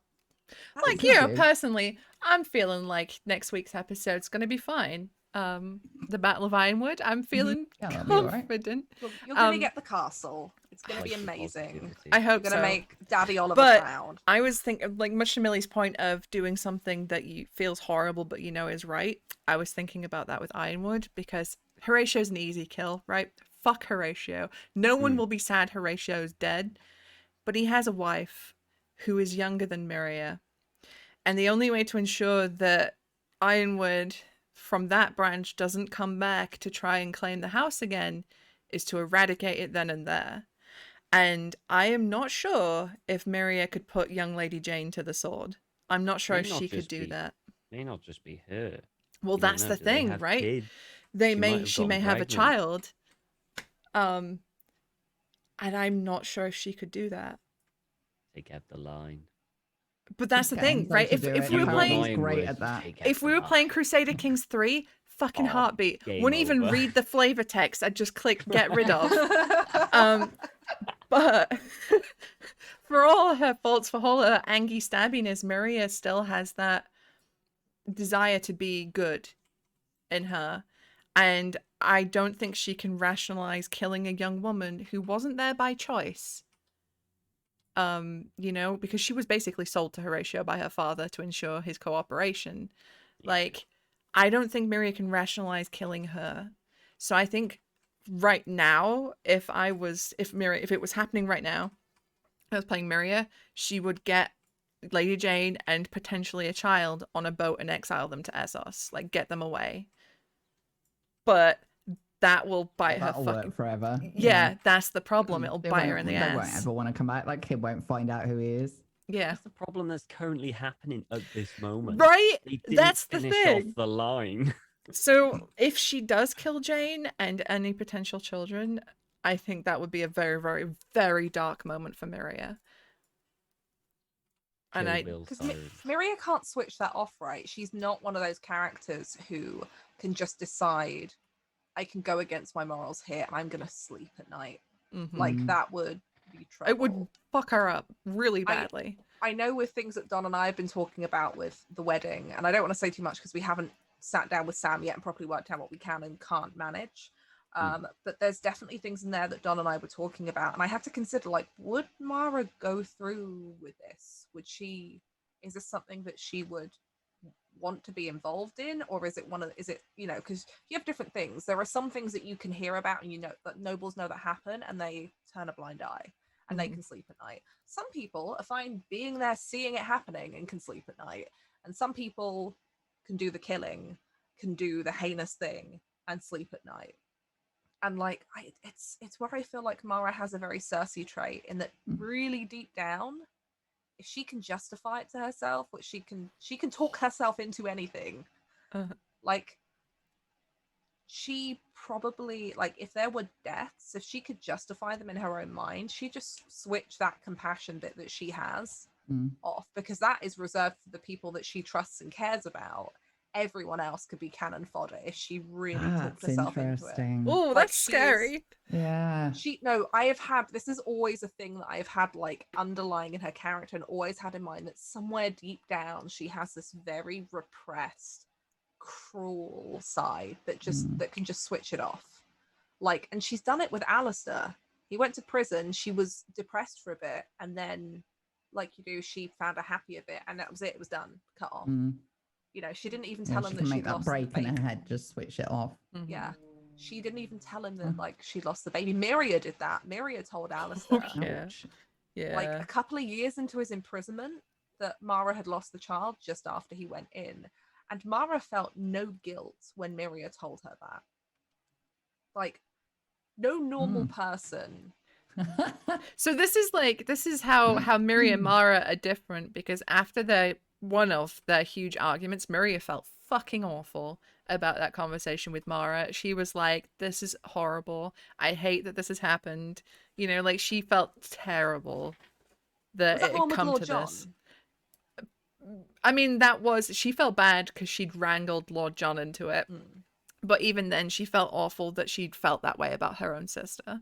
Because she did remember growing up as a kid, you know, Mara singing songs to her, she braided her hair. And Well, like, Mara was the one that looked after her when Yeah. Dad and brothers were off fighting at war. Like, they were really close. I think Yeah. they decided way back when. Oh, yeah, And they were like inseparable. It breaks Mara's heart that she thinks that Myria either knew that Marzi was going to kill her, or obviously knew after the fact and still defended her, like, seemed to not care at all.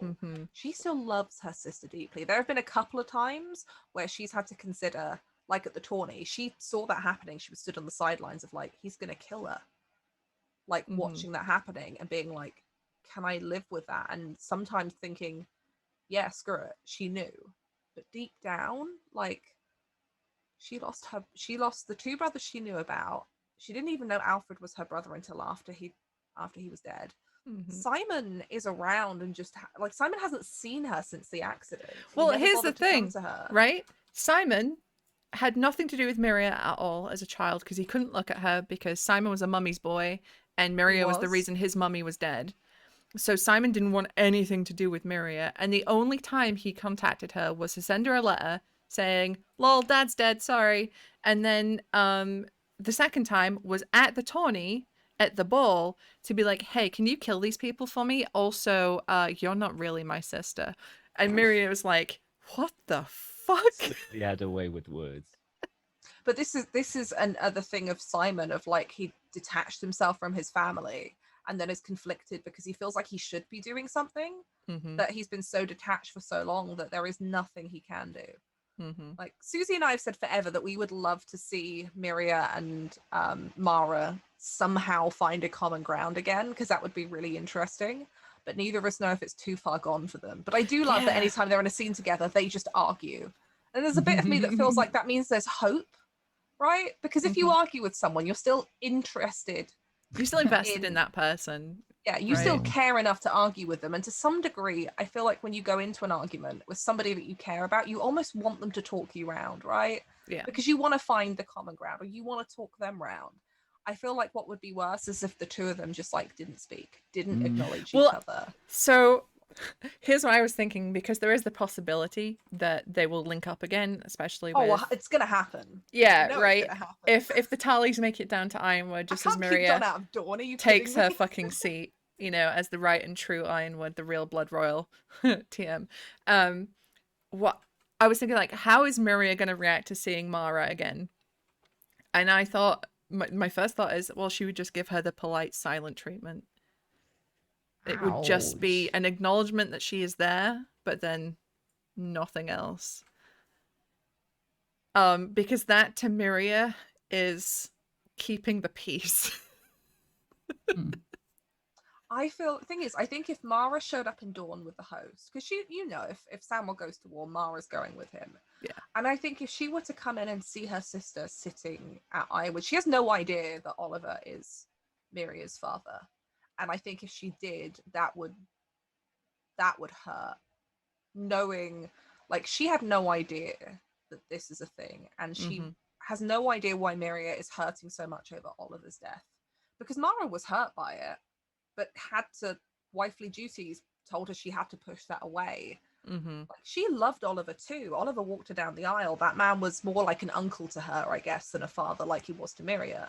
But this was a man she'd grown up with, and I think if she were to figure it out, or Miria were to tell her, like, it would break her heart to know that that's the pain her sister went through. But she would be so proud of her. Like, she would love to hate Miria after the whole attack thing, but she can't. She cannot bring herself to feel that. She can't even bring herself to feel it for Marcia, really. I think if Mara finds out about Miria's lineage and the reason, about that, that's the bridge that gets them together again. Because now Mara understands why Miria was like how she was, and she can understand the rage she feels. They've always had that miscommunication, though, right? Because they've never actually talked. Because Miria only ever heard what happened from Marcia, who obviously has a clouded judgment. Because to Marcia, Mara ran off and abandoned her family. But Mara was just doing what everyone had always told her entire life she was supposed to do. You stick by your husband. You know, she was trying to be good. And then all of the spinning out with Samuel wasn't Mara trying to be terrible. It was Mara trying to find something. And I feel like that is something that Miria would eventually understand if the two of them could sit down and actually talk instead of screaming at each other all of the time. But, like, I think that could bring them back together, because Mara would be her biggest advocate. Like, and Mara politically is not the worst ally to have now that she's marrying into House Tarly either. No. But, like, Mara heard lords talking shit about her sister. She'd be like, sorry, what was that? Excuse me? Do you see this host? Would you like to meet it? Like, if Miria were to send her a raven going, I know that we don't talk, but I know that you've just married Samuel and you have a host, bring it to Ironwood. I'm taking it. Even without the explanation of just, this is mine, I'm taking it. Mara would send that host. That's basically the raven you're getting. That's basically what's coming from Harris and Miria, because they wrote it together. So, but, like, if Miria sent Mara a letter, not Samuel, but Mara, Mara would make that happen. Even if Samuel hated the idea, she'd talk him around into it. She'd make him do it. She'd send the host there herself. Like, that's her sister. That is the one person who is blood to her that she might still have a chance, who doesn't entirely hate her, because she feels like if Miria really wanted her dead, she probably would be. She saw Miria in the tournament. Yeah, if Miria wanted Mara dead, she would not have left that tournament. Like, you could have as many destiny points as you like, V. I'd have kept fucking coming for you until you were gone. I feel like there's still hope for them. Yeah. Like, it's there. Yeah. They just and have to talk. Hope before the show's over, there is some sort of reconciliation there. I really do. Like, I hope there's or at least, like, the dying down of that fiery relationship between them. And I think for, like, Miria's story, like, selfishly, like, coming full circle to her roots, where she came from, and reconciling with that, because right now she's trying to shove all that into the back of her head and being like, none of that was real, it was all fake. But, you know, realizing that she did have people by her all along, I think would be a really good sort of arc for her. But also, like, I feel like there's a bit of Miria that thinks, like, in that very, like, now I've gone this path, nothing else matters. Well, now that I'm Oliver's daughter, Greenmont, all of my Greenmont history doesn't matter, but she's still a Greenmont. She's still Elise's daughter, who was a Greenmont. She shares both of that, and, you know, the complicated relationship that all of our parents had. Yeah. I wonder if Lucas knew. Did we ever establish that? Well, from what I gather from I assume that he knew the winking and nodding that Don has done, is they were like a little fucking polycule that were just living a happy little life in the mountains. Yeah. Which tells you a lot about how their children turned out, really. Because Mira's like, I'm going to do my own thing. Mara's going to do her own thing. Yeah. And it's everyone else who has to deal with us.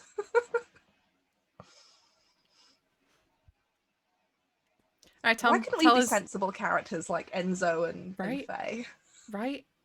Just do the right thing. Tom, Sensible. tell us all of Enzo's secrets. Sensible. No. Who was he sending that raven to? Oh, you'll have to wait and find out. Where's Oh, the can you fun in do a telling you two everything? truths and a lie about Enzo? Ooh. Okay, I'm I'm gonna gonna have to BRB one think sec. this. God, don't do that because I'm gonna have to think now. I'm gonna have to think up what truth I want to tell, and come up with 2 lies. This is kind of putting me on the spot here. What can I think of? What can I Two think of? truths and a lie. I feel like we Oh should my make everyone Oh, do this let's play because Never Have I Ever. all of our characters, Can I have feel enough like drink for that. have got secrets or aspects that we haven't put onto the show, or bits that we've decided about their backstory. I've got to think. Because there are certain things that I just don't want to say. Yeah, I think it's kind of dangerous actually playing this game. They can be cryptic. Yeah. Um, Trust it to be me that puts a spanner in the works. it's we just could do like a truth or dare. truth or dare. Since we're playing party games. That's it, right? How do we do the dare? Don't know. In character, which is even more dangerous. Oh God. Non-canon secrets. I'm not even sure. Non-canon How would that work? Okay, headcanon Like about your stuff own... you would love to happen that isn't necessarily going to. I can tell you.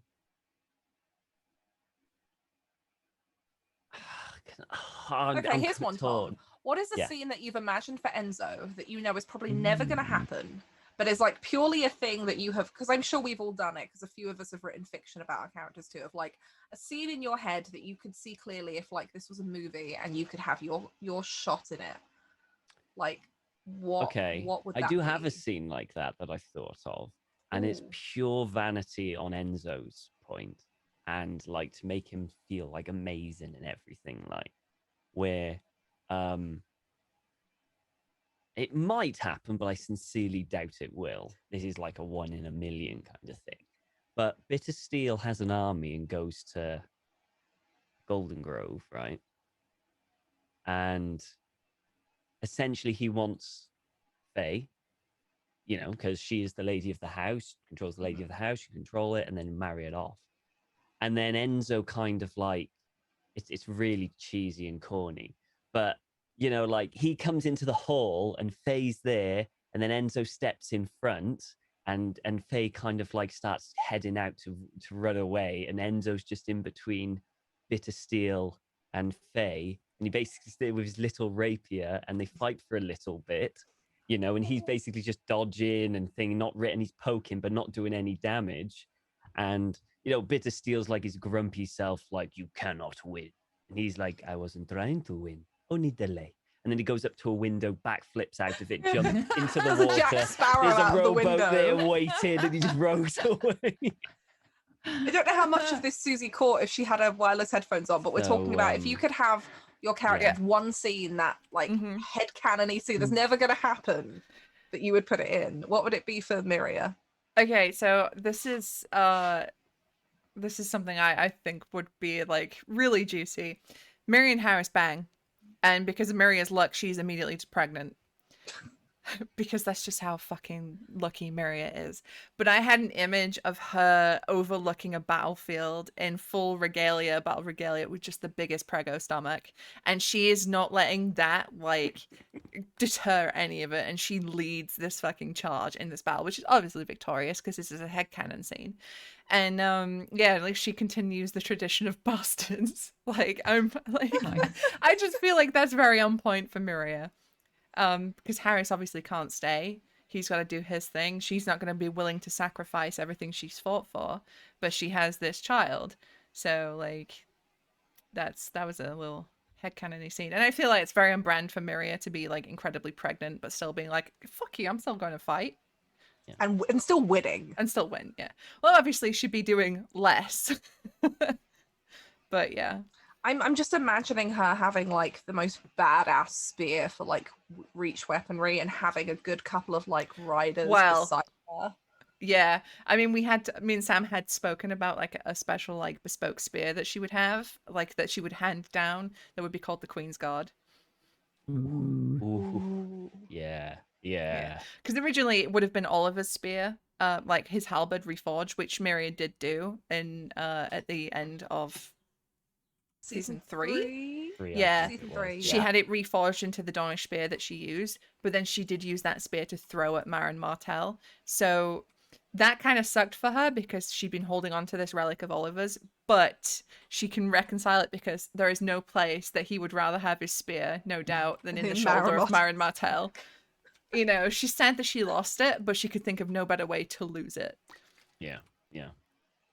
What would phase what you've seen for Faye be, Millie? See, I have trouble with that because it's still very early days for her, and I don't know where it's going to go. And I'm very like her that I will spiderweb think rather than daydream on a topic. It will be okay if this happens, then this, this, and this are the options, and these.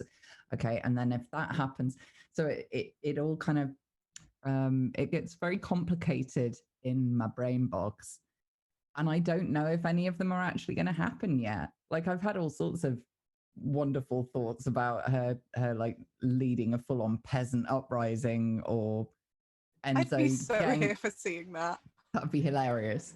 Or one of the ones I'm genuinely worried about happening is that she'll, same as Miria, get Prego first go round, Enzo will freak out and fuck off, and she's just she'll either be battle forged and be like, fuck it, my house was forged on this, women yay, or more likely she'll go completely mad. It's the more depressing way. Yeah. The depressing ending, that, isn't it? I think she's too far. So I think she'd probably just end up walking into the sea. Oh. Yeah. Well, that's sad. Yeah. Come to Dawn, honestly. Like, we've got I lovely really want this sea. now. Okay, I'm calling it the spring break episode, and I think we should all assemble in Dawn.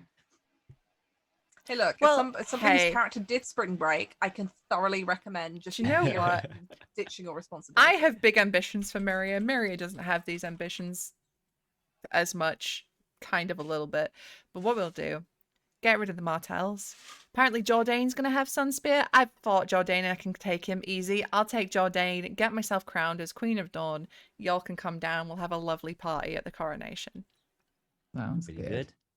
Yes, Pretty good, please. We do Please, always have somebody plan B, teach though. Faye to Water relax. gardens. Somebody, because it's There we go. exhausting. It's exhausting playing 5 somebody minutes so with uptight. Mara. 5 minutes with Mara, where she basically does like the bad self-help book thing of like, just Here's do what we it. do. Because when Faye and Enzo get married, because it's happening in my headcanon, Okay. Yeah. we spirit Faye away for a hen do. If Mara and Miria got on, right, the two of them taking Faye on a hen do, I feel bad for Faye. Oh, God. So much debauchery. Hey, You don't know Faye. there would be no debauchery with Myria. You can't even Okay, flirt. Mara's gonna have to teach the both of you how debauchery works. Yeah. Oh, really? Okay.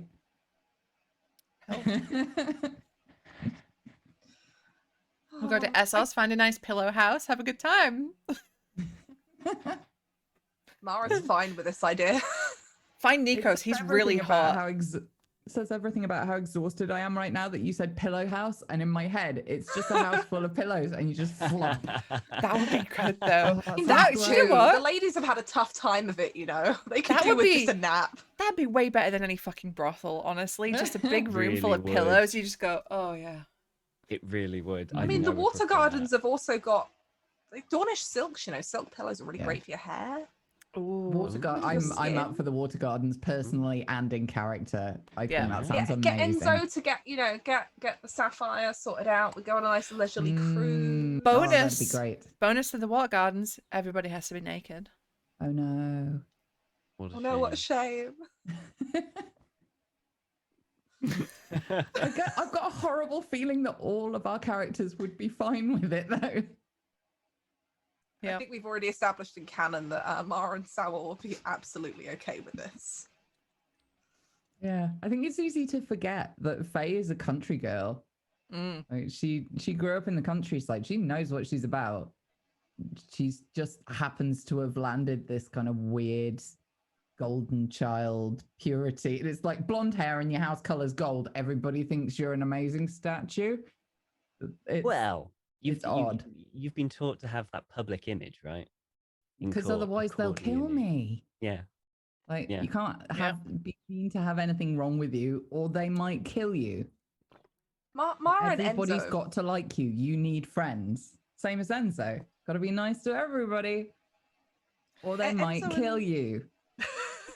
Yeah. Enzo and Mara really need to like take these two on a night out in the town so that Enzo can teach, you know, Faye how to just chill and enjoy the Please. whole I think he's flirting and doing all lovey-dovey right. thing. And Yeah, Mara can he's getting finally there. sit down with her sister and be like, okay, we need to have the girl talk about how you're dealing with boys, because frankly, it is atrocious. Like, are we even related? It's so bad.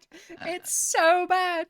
I That's got the like real letter. That's what comes legit- with the Golden Grove Raven. for cider and chill. I really want like that on a t-shirt. cider and chill. Cider and chill. We should get That's that for Golden an Grove. ATF t-shirt. But legit, after last week's episode, you know when so I don't know if anyone else's brains is like this, most likely, but when you lie in bed on a night and it's like, hey, do you remember that embarrassing thing you did when you were 12? Yeah. My brain was like that for Miria. Oh, Like I was no. laid there and my brain's like, she really said that, huh? And I'm like, yes. Yes, she did. That's the note that comes attached to the Raven, along with the please can you send a host. There's a little side note just for Mara, and it's is this boy flirting with me? Help, I like this boy. oh, like a Westerosi Dear Deirdre. Yeah. I know that we hate each other right now, It's but Deirdre Sal. I'm done. I'm a Westerosi agony aunt now. yes. Dear Deirdre, I think this boy likes me. He showed me his spear. What should I say? That's Miria's flirting. I showed you my keeps spear. asking- Please respond. It's like he wants to go to battle with me. Does this mean he likes me? Look, God. he spoke to the general of the Blackfyres and arranged for half the army to come and take the house on the assumption that I'm the rightful heir. Does he like me? I mean, Does he like me, or are we just friends? yeah. Have I been friend zoned? Please help. He's willing to die to help me take a house that's not even really rightfully mine. he- Are we good? Fuck. Oh my god. Oh, that's a good surprised question, you- though. If our characters weren't in the positions they are with the jobs they are, what would they be doing? I mean, obviously, Deirdre Sal, we've got that one fucking sorted. Done. I don't know what Deirdre Sal does. Enzo Sal, I think. Hey! Hey. Mara would You be people with are lucky. Samuel somewhere in Volantis, somewhere in Essos, where it's just decadence. They would be wine merchants that sampled their own stock a lot, but were still insanely rich in a way that was kind of disgusting. That's the life she would have. Just drunk all of the time, making bad decisions. It's like not far off what she does now. Modern day AU, Hmm. shitty Instagram influence. Faye will have gone like either of two directions. She would either have ended up being a healer or something, Mm-hmm. or if the wrong people had come into her life, she'd be just. She'd probably end up being a pickpocket or something. She's incredibly persuasive. No, maybe not sneaky enough for a pickpocket. Be But something along manipulative, those though. lines. But yeah, like a like confidence trickster. Yeah, confidence man. Yeah, 100%. I could see that. For Miria, I could see her a soldier, easy peasy. Mm. And then if things took a downturn for her, I could see her being like bandit, right? I want Bandit to see Yeah. Bandit Miria. or pirate, you know, sort of someone who skirts the law, but fuck everybody else. I'm gonna do what I'm gonna Let's do. run away and be pirates. That is plan B. Do you know what? I happen to know a great system that we could use to play a game where we What all is run that, away and be Susie? I've pirates. never heard of a system Funny like you that. should Tell mention me. it. It's called Cursed Captains of Cthulhu and it's on Kickstarter That's right now. alliteration, Susie. That's a It great idea. is. I'm not It is. saying that this should happen, but we should totally do an AU where we play Cursed Captains of Cthulhu, but as our After the Fire characters, if they were in that Mm. universe. Wow. Ooh. That would. I don't know how to make this happen, but I'm just That saying would be it wild. really But it's got to be hilarious. Captain Enzo Sal, right? Enzo has to be captain. He's Mhm. got the hat. Got the hat. I could see Miria as bosun. Yeah. Someone who's a bit no nonsense, gets her hands mucky, digs Yeah. in. Yeah. Mara's definitely someone spooky. Yeah. She's unnatural she's our powers ship of witch. persuasion. Yeah. Yeah. The ship witch. Ship witch. Every ship's got to have one. I was going to say the ship's floozy, but that also works, you know? Faye's the Slash quartermaster, floozy. easily. Yeah, I could see 100% Faye as the quartermaster. quartermaster. Organizing things. Samuel is the castaway Dying boy a that you lot. picked up who seems to be good at a lot of stuff, but he's just like trouble all of the time. Yeah. He's the first one you send over when you're bored in a ship. He's the gunner's mate that is always kind of talking about mutiny, but never actually. Yeah. It's always like, theoretically, if we were to mutiny, just like every time you're in a tavern on land, it's like, what if? What if? You know what? I think Enzo would be running a free city. Oh, really? I Ooh. can see it, you know. It wouldn't change much. He'd still have all the luxury things, but he'd just be kind of like flaunting around his own city. Kind of. I could see him as like Enjoying one of the Lords of Bravos, to be honest. Yeah. Like one of the Sea Lords. Yeah. Easy peasy. Like a whole Either that fleet or and he's everything. like working in a brothel or owning a brothel or, you know. It's good business. Being a It Bit is. of patron a of the Peter party. Baelish, but less creepy. Less creepy Yeah, Uncle it'd Peter. be kind of like and a more good like quality, respectable. Quality establishment. top quality Believable establishment. acting. And everybody Yeah. had realistic length fingernails. Really? There we go. I watched you one by one get that joke. That was really fun. Very important. Very important. Oh, yeah. Well, So, yeah, what would Faye be doing?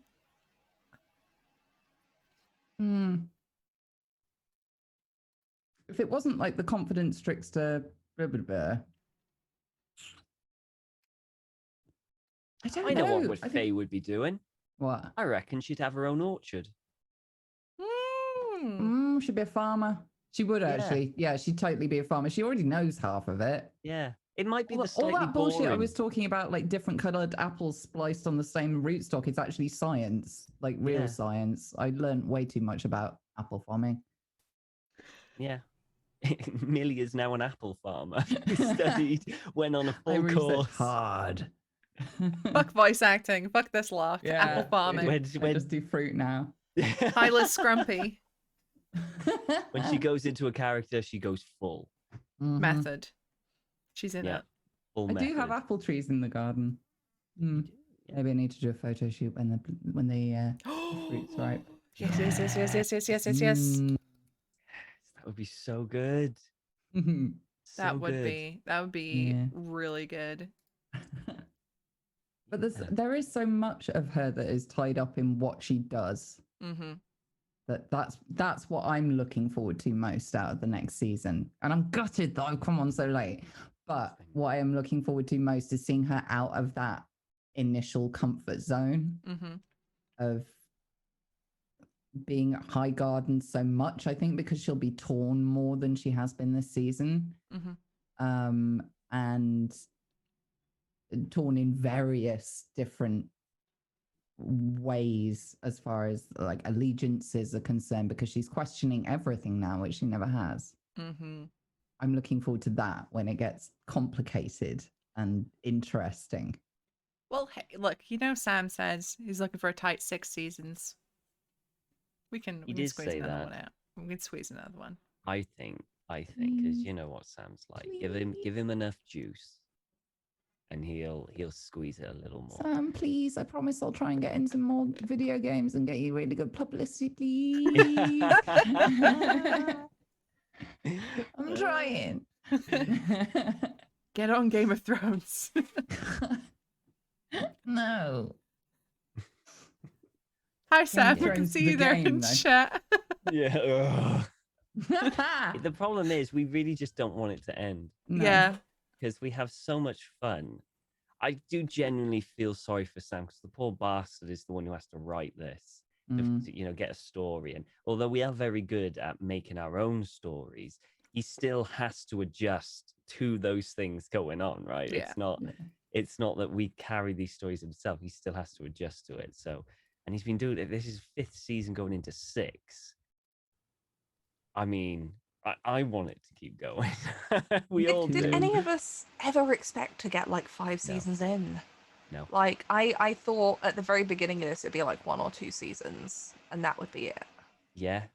I genuinely thought it would be just And now like we're 2 dead years in the in? first season, to be honest. Yeah, 2 I years into thought- the campaign. Yeah. 6 and done for this story. For this story. Sam, how he's much do we have to got bribe this. you? How much do we have to bribe you? So we just Wait, have to survive, Yes. is what you're saying. Yes. Oh, we've already like screwed up all of the future canon, so I guess we have to rewrite all of that too. Well, it's our canon now, isn't Well, it? It's yeah. now. Yeah. So technically, at the end of season 6, the Targaryens could be wiped out and the Blackfyre's in charge. Yep. And then if we get rid of the Baratheons, there'll be no Robert. So no Mhm. Robert's rebellion because there's no Targaryens, no Baratheons. Well, I mean, Yeah. maybe we get some compliant Baratheons. Like, Hmm. or we could just all die. All I There's know also that. is if that Mara and Samwell die before having a child, we never get Samwell Tarly in Game of Thrones, and let's face it, he's adorable. It's true. True. It's true. True. I was thinking if Miri gets what she wants and the Martells are wiped out, there is no Oberyn Martell. Ooh, that's a rough. Oh, You know. That's No. that's Pretty that's a cool. tough one because Oberyn is the one Martell I like. Yeah. we don't get the One- terrible butchering of the Martell He's- storyline that we get. True, unless with some marriage trickery, Miria gets a Martell and Oberyn is a descendant of Miria. Canon done. Already done. Write it, George. Logged. Write it. See, if we just make it canon now, then Sam can't kill us, right? Right? I am 100. So on that note, I'm 100% expecting Miria to die. Like I will be heartbroken and I will be very sad and I will probably cry a lot. But I feel like with her story, with how reckless she is, with how so driven she is, she could die. And She'd go that far as well. she would go that wouldn't- far. Yeah, I she wouldn't genuinely- surrender. Yeah. I genuinely think she's going to die. I don't think she'll make it to the end of the 6th season. I think I genuinely her don't. will to go to that one thing, despite anything else, Yeah, she is has what will get been her. so brainwashed by Oliver about this whole doing the right thing, the honorable thing for the family, for the thing, that she's going to walk into the fire and not come back out. I Yeah. just got this. I to be honest, I've kind of thought that ever since we started season 4, Mm-hmm. where we were talking behind the scenes about what Miria was doing and stuff like that, and you were talking about how she felt and everything, how she didn't really feel like a Greenmont, right? It was like she didn't feel like a Greenmont. She felt more like an Ironwood. And genuinely, I thought at the start of season 4, so a part of it for Enzo was for them to become close friends and for Enzo to maybe kind of slap her out of it and kind of go, well, no, why are you trying to do something that a dead man was trying to do, and he died for it, and he was a much more He skilled spent fighter his than life you. trying to do He it died, and died. right? But it just kind of didn't work out. Things just kind of went like that, really. Mm-hmm. And God, imagine the campaign if they'd had that conversation and you'd won that intrigue and convinced her. I mean, it would have been just So completely different. I So mean, different. It's just She'd have gone, she'd have married Ellery. Yeah. She'd be pregnant by now, probably, if they got married, you know? Jeez. I So can see Miria like meeting her death at her own choice, like in the moment where there is a decision that she could make that would get her out of it. That I feel like But she even she won't. would acknowledge for a minute would be the thing that she should do, because continuing on like is fruitless. It's never going to get her what she wants, but she has to go for it anyway because that's how she's That's what compelled. Oliver would have wanted. I mean, that's where she is right now. I hope she does have that realization soon that he is dead and he's never coming back no matter what she does. I think part of her hopes, like, not that he comes back, but that in spirit he comes back if she achieves this, you know, that she's not going to be alone if she does this, if she I takes the think- house. You know what would be the perfect Game of Thrones? She gets the house, she's there, and she feels nothing. Yeah. It was all for And nothing. it's She doesn't worse. feel like Oliver's there. She doesn't feel like it's just. She just has a nothing. big empty hole now a with no big one. empty hole, and The- oh, Oh my the god, do you know what it is? realization. Do you know what it is?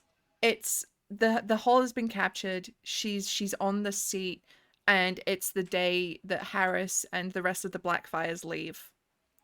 And that's everyone she knows gone. Yeah.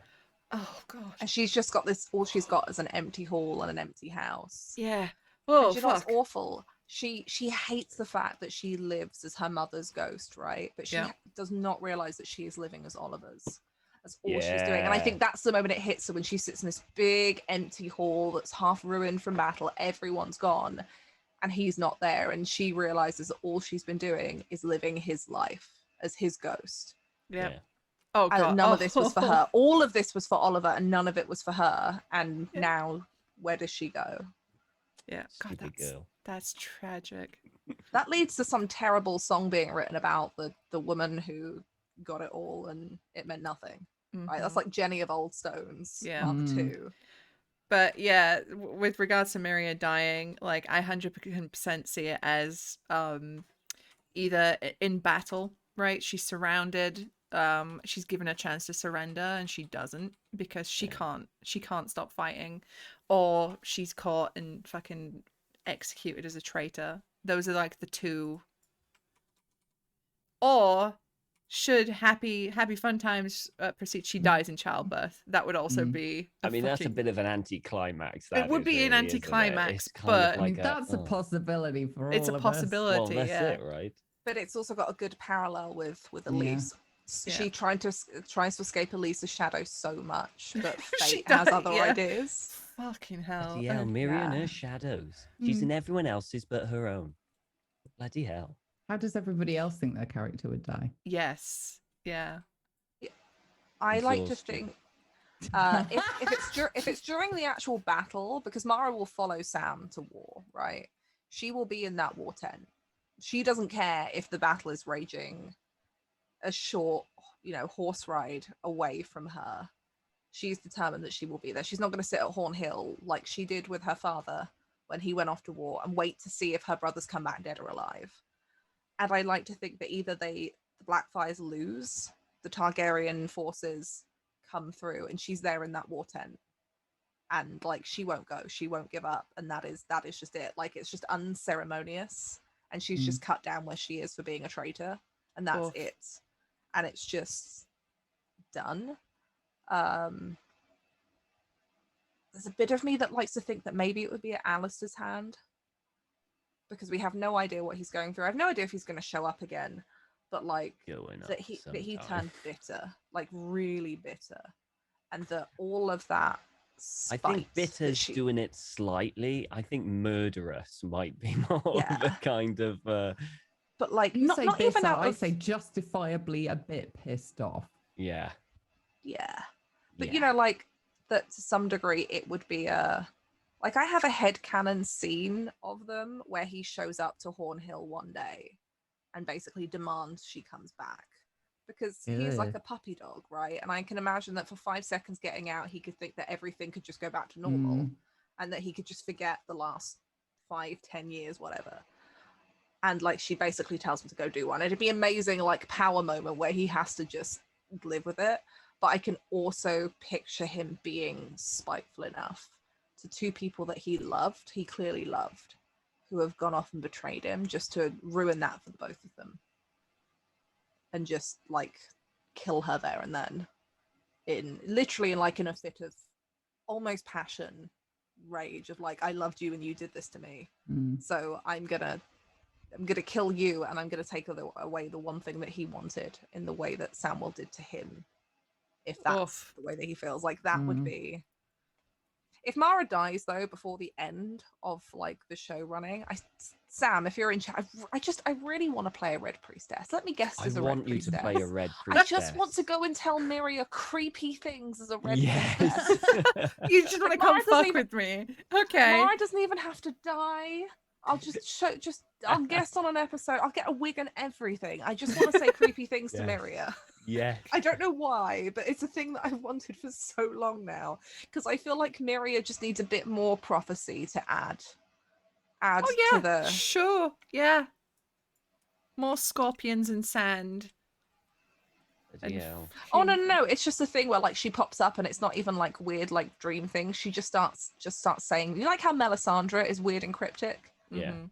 like in a way that isn't like here's some imagery you can figure out. It's just like, you know, blue eyes, brown eyes you'll close forever. And you're like, what? Or what's her name, Quaithe from that Yeah. episode where she just shows up and starts talking to Jorah Oh, about yeah. Daenerys, and then we never see And her then I just again, and completely it's forgot never about it. explained. Yep. That's what I want to do to Miria. Oh my god. Poor kid's been through enough. All right, Millie, how is Faye gonna die? Or how would Ooh, you like her it's- to die? It's either gonna be a massive gesture of self-sacrifice that was completely avoidable, but she could not do it. Mm-hmm.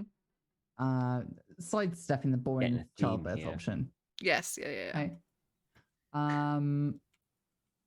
Or most likely, I think at the moment she will uncover the wrong thing in this little puzzle.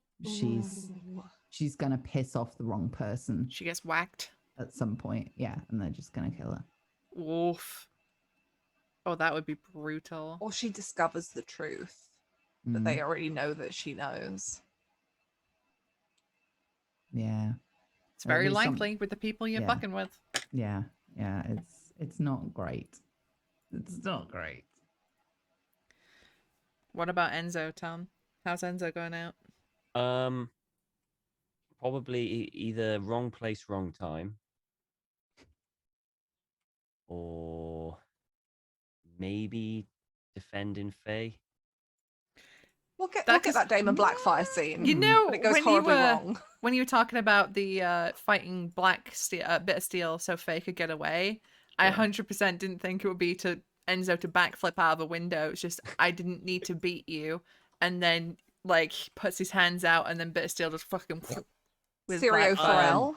Syrio Farrell, yeah. Syrio Farrell death. That's what you Yeah. get. No, he wouldn't do that. He likes living too much. Yeah.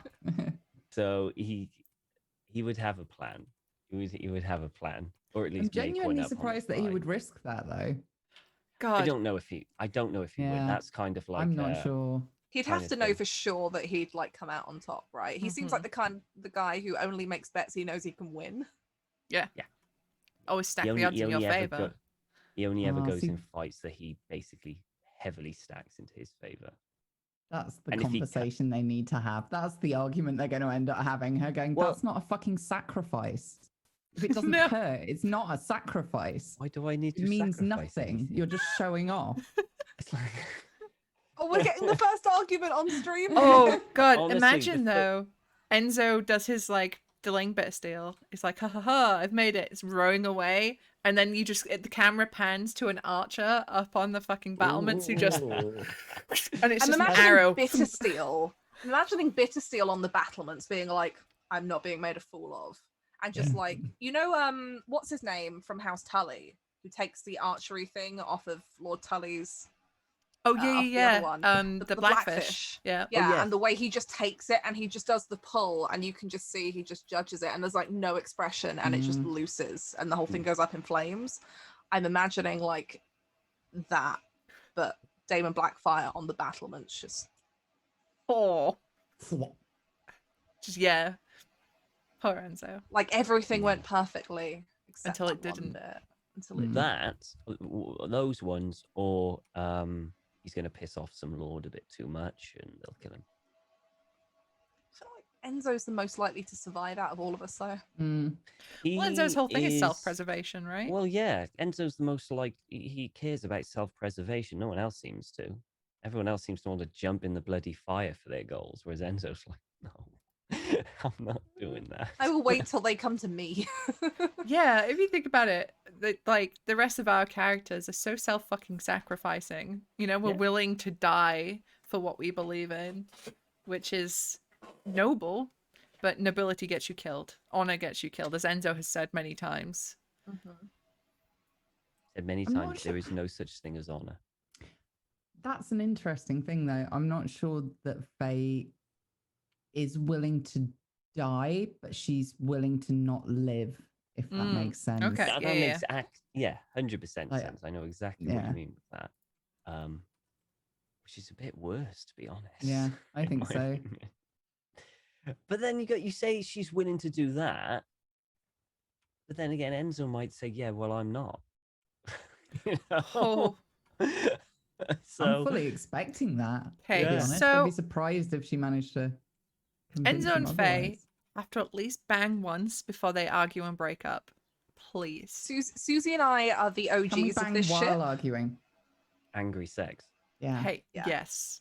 There's a fanfic trope for a reason. I'm here for it. Don't make me There- write this fan fiction. I will there- write this fan fiction. I already, I mean, me and Millie already discussed this, but we kind of already know if they're going to argue about something, it's probably going to be this, with Faye saying that she wants to do her duty, whatever that be, and Enzo going, no, that's really stupid. You're putting yourself into unnecessary danger. Because it's two very different philosophies clashing there from two people. So, you know, one that is, this is duty, this is what I have to do, this is what is expected of me. And another one saying, well, no, that's silly. It's, you know, it's about self-preservation. Why do that if it's Yeah. going to put you at risk and it's going to clash and it'll Yeah. be an intrigue to end all intrigues. I'm here Yeah. for it. Because I love every outcome of that as well. We were chatting about it. And I was like, at no point feel worried about taking my choices away from me, or like you're making a decision for the both of us. Do what your character would do in that moment, because that's a Yeah. more interesting ride for me. Yeah. I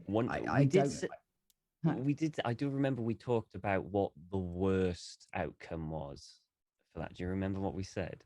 No. Remember when you said you were talking about taking the essentially doing something. Oh God, yes. Yeah. That So if it was actually like might Golden happen. Grove's on fire, they're invading, we're all gonna die situation, she would be very much the kind of person who'd think, I have had the benefit of this place all my life. I've been incredibly privileged. Captain goes down with a fucking ship. That's how it should go. Whereas he'd be trying to persuade her otherwise. If he took that choice away from her, if he was just like, well, if you're not going to listen, Clunk and then take. That's worst Yeah. case scenario. I could see because that I don't think ending there very is a badly. happy ending to that. There is no happy ending with that. No. Because he's done something unforgivable in Faye's eyes, and he knows that, and he'll probably just be like, drop her off somewhere safe, and then that would be it. He could live with the fact that she's alive, but knowing that she'd forever feel the guilt of not having gone the way that So she really, would have wanted. when you, That's worse. That's way worse. yeah, it's To terrible. just be like, oh, she's still unconscious, but she's going to be really cross with me. I'll just She won't like me anymore. I'm just going to leave her there. I'll leave her there. Bye. I don't think he would ever just Cover over drop with a her off and blanket. just leave her there. I think it would be like, he'll give it a go. He will try and persuade her to see his side of things, but it won't work. Just imagining, right? He sails round to Ironwood, drops Faye off on the dock, wrapped in a blanket with a note. Says, "Sorry, Maria." And he's on off. Angie. I owe you one. I'm imagining Faye wakes up and Enzo's like, are you mad? Faye launches into one and is like, this was a mistake. Bonk. Bonk. And then drops her off on the pier with a note, I tried. Yeah. Sorry. Oh dear. Sail off into the sunset. Yeah, I think that's the kind of thing they would argue about, that because they're very similar people in a lot of ways, but there is a very basic difference in their philosophies in there, and I can see that depending on what events throw at us, it could either be the source of hilarious arguments or very, very painful arguments. Mm. And But I'm that's kind the of here for both options, to be honest. Well, that's it, right? And well, that's the thing. We're all kind of like saying what could potentially happen, but at the end of the day, we really don't. And we're saying that, oh, our characters will potentially do it in this situation. But as you all know, when you're in that situation and the character you're takes never over, sure. something else can just Yeah. come out of complete Yep. nowhere. Yeah. You know, so these I when we're love that. It's so juicy. it's great, is it? And so when we're saying, you know, like, oh, you know, we're going to do this, this, and this, when it actually happens and your brain is processing it, you may not it's so actually do what different. you thought. Could be completely different. So, Yeah. and like you said, that is the most exciting part about all of this because, you know, that's it. That's the joy about it. You just don't know. I don't think people maybe realize when they see, like, because our characters have got such tight knitted relationships, especially for, like, obviously Tom and Millie, whose characters are in a romantic relationship, me and Don, whose characters are in a romantic relationship. Like, the amount of talking that goes on behind the scenes to establish so much backstory nobody ever sees. Like, Don and I have a whole, like, timeline of what happened over that first year that they spent together, like, for Samuel and Mara, that no one has ever, I think I've done bits of it in a fic on the Discord, like, no one has ever seen. Like, the weird discussions that you end up having of, like, Millie says, spiderweb discussions of, like, because you want to talk to each other, because realistically these characters in the periods that you're not looking at them are spending time together, are talking about things, and lots of little bits of exchanges of information that you would have that aren't necessarily interesting to watch, but you know they would happen. But then also you don't want to start, like, just constructing a scene as if it were a play and that's what's happening. So, like, I told Don when Mara was going to propose to him, this is what I'm planning to do, because I don't want to blindside you with it, because you want to be able to think about where you're going with a character. But I also said to Don, I don't want to know what it is Samuel wants to do. And he was like, I don't want to think about what Samuel wants to do. I just want to know that it's coming so that I can react to it well in the moment. And, like, there's so much of that planning that goes on behind the scenes that I don't think people realize happens. Like, it's how much addictive, conversation, though, right? It's Moorish. It's like Pringles. Just how much. Millie and I were doing it. Millie and I had a whole spiderweb conversation earlier. I let her into some of the plans that Don and I have been talking about, because Faye may or may not be relevant to some of them. And it's like the thing of trying to remember not to meta, because you learn things about other characters and their plans that you need to kind of know about as a player to really decide. Because sometimes we'll be like, that sounds cool. Yeah, we're not going to make you roll dice for that. We're just, I want to go that way because that makes sense when we play it out. But, like, you just end up with all of these several. It's like, oh, Faye and Mara could this. Somebody will say one thing as a joke, and then it's usually in my head going out onto the page via the word "ooh," but all in capitals. Like, there was a lot of that. This. I was just like, oh, that would be cool, because that would fit with this thing that my character does, and then we could do this. And, like, we went off on a whole tangent that could have maybe planned the future of, like, all of next season with the ideas. Love to know what that's like. Oh, hey, you're the one who keeps going off on your own. Hey, no, Tom. Yes. No, I think we have to blame Oliver for this one. He is the reason Miria does what she does. Don. You've got a lot to answer for. Kidnapped. Fucking march across mountains, march back across mountains. Don has secretly been driving this whole campaign from behind the scenes. 100%. Basically. 100%. And, you know, after the ... this campaign into, you know, we're going to bully Sam into doing another campaign. I am playing a character who is embedded in the fucking family, who is not going to end up on her own for Susie. 5 of the 6 seasons. Don't lie to yourself. Family. Don't do it. I tried with Allegra. That didn't go very well. Oh, yeah. We have types. We all have a type. Yeah. We were talking about that last night. That, like, the sort of your 2 fallbacks. Everybody's kind of got the 2 that they switch between, and then occasionally you'll go for something really out there that isn't your norm. But mine are always either Faye, like nice, like Faye was, like Tala was, very nice and very understandable, or the absolute hitty stupid one, Sally. like in CCC. Sally. Yeah, Yeah. yeah. It's either Faye or Sally. Those are my two options. Mine are. Either... Oh, sorry, B. Oh no, Go go on. on, Susie. I'm gonna say mine are Angie Punch Girl, Miria, or Allegra. Like charisma Horny. seductress. Oh, I really want to Only- play an only Allegra seductress. type. I would love So that. fun. Just like because I said to Tom the other day, I shy away from playing sexy characters. I think because I think a lot of people cast me in sexy voice roles. I'm like, hey, I want to do something different. But I'm past that now. I just want to seduce the fuck out of some people, please. Millie, it is so much fun. Honest to God, being a shameful fucking flirt with your friends in a like a role play sort of thing, because I did it with Allegra, and Allegra was fucking shameless. Like that woman did not know the word shame.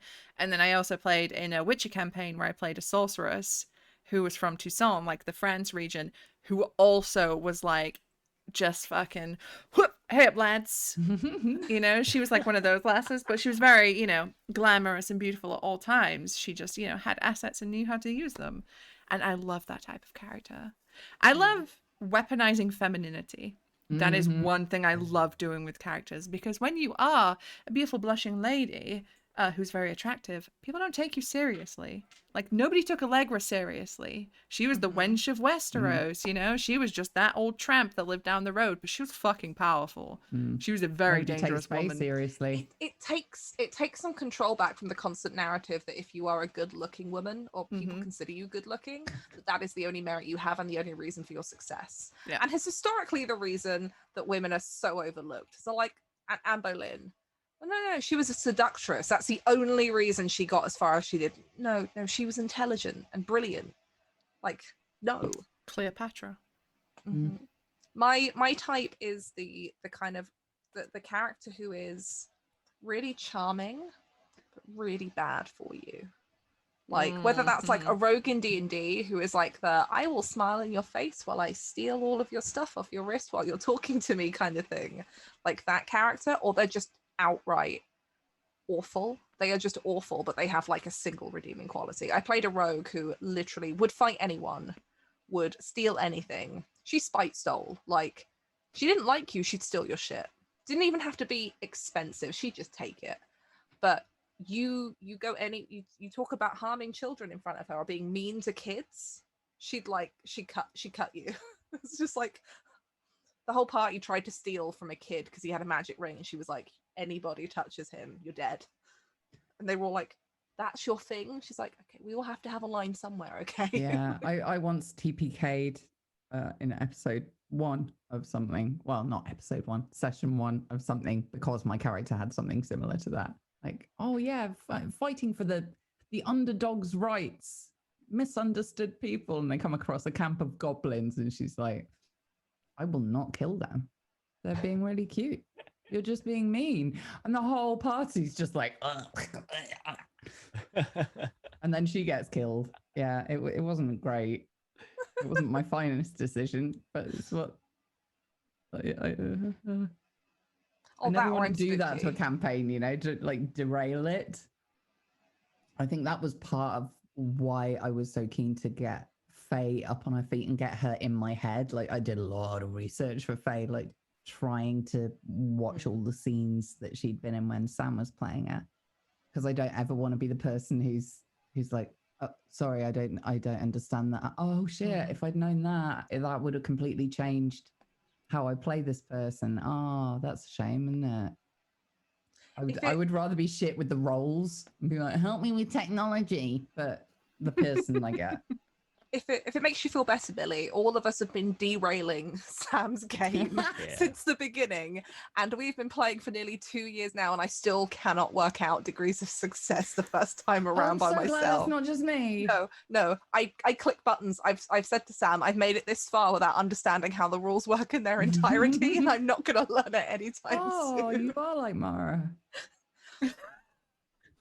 Yeah.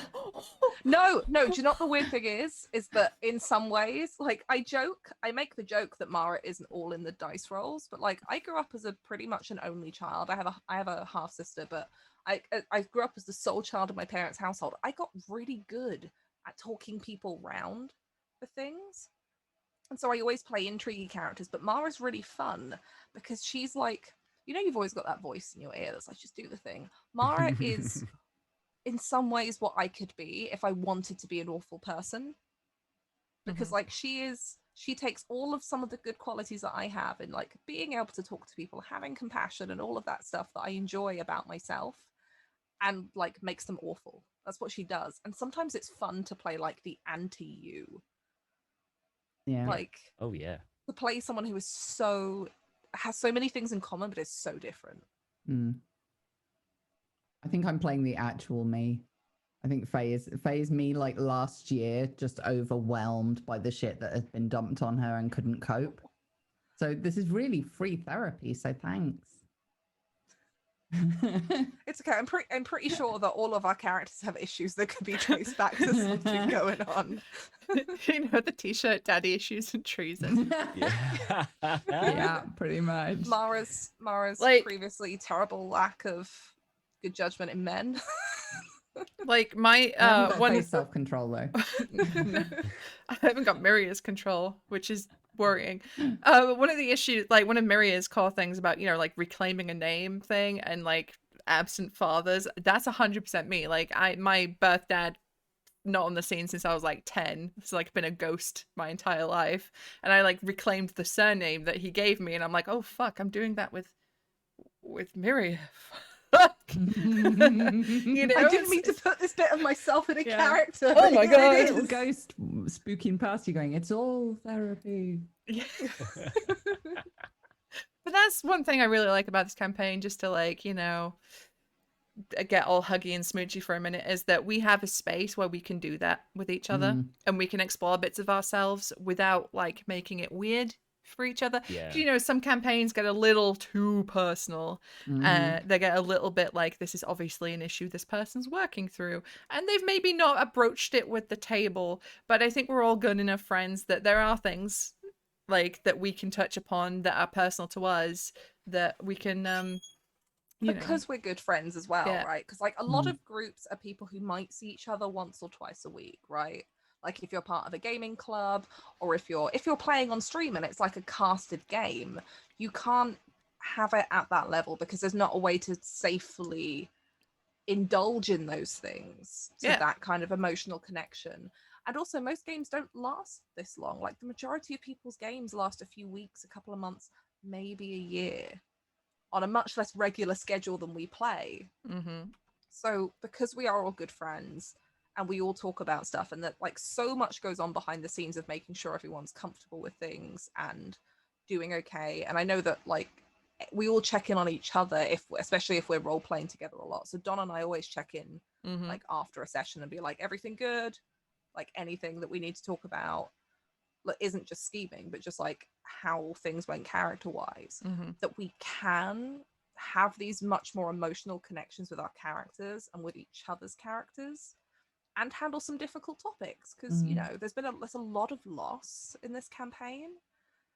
Like Miria's lost father figures, and we joke about it, but like that's pretty heavy when you think about the sheer amount of loss our characters have suffered. Oh yeah. I lost Like my shit. Miria lost 2 fathers essentially.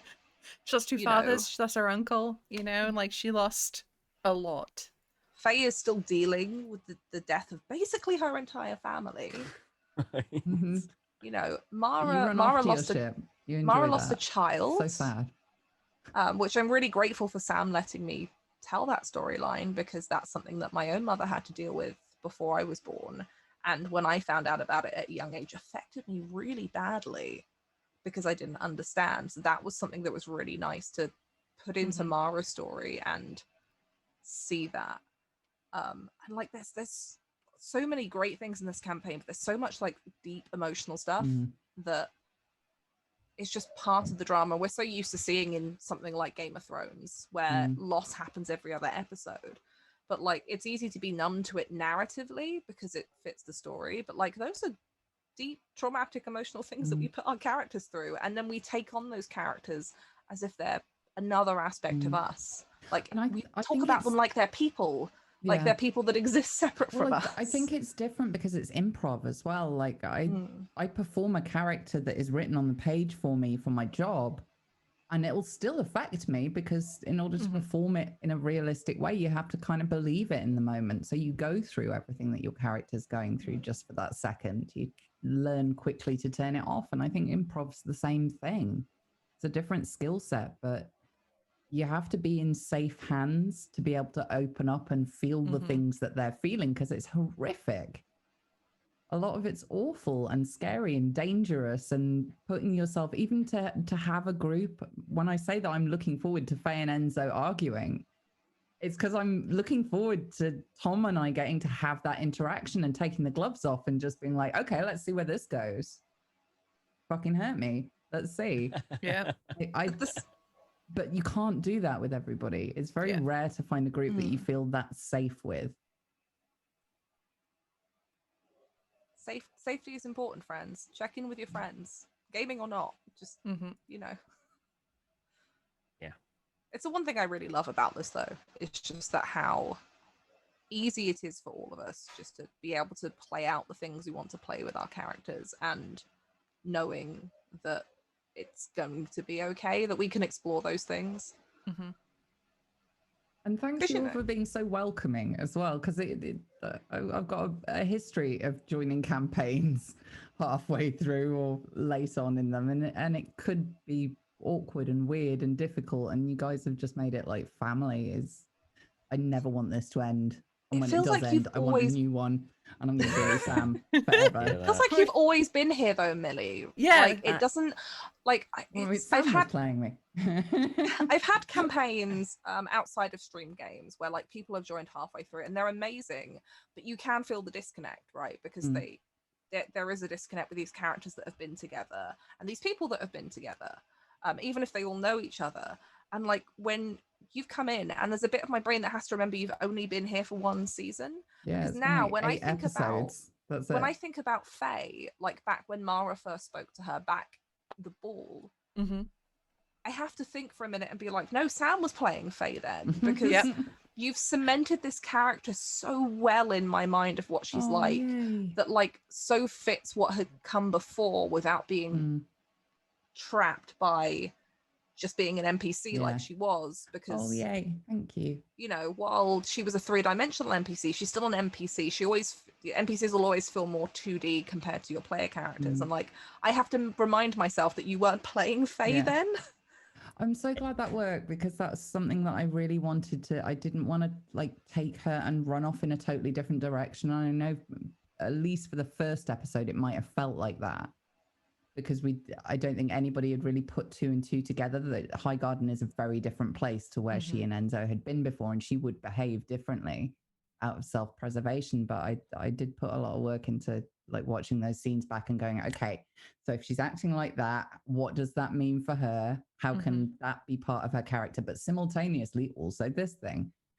Because I wanted to honor what Sam had brought to her and continue that on in a way that made sense for the character evolving, and it's been a really cool challenge.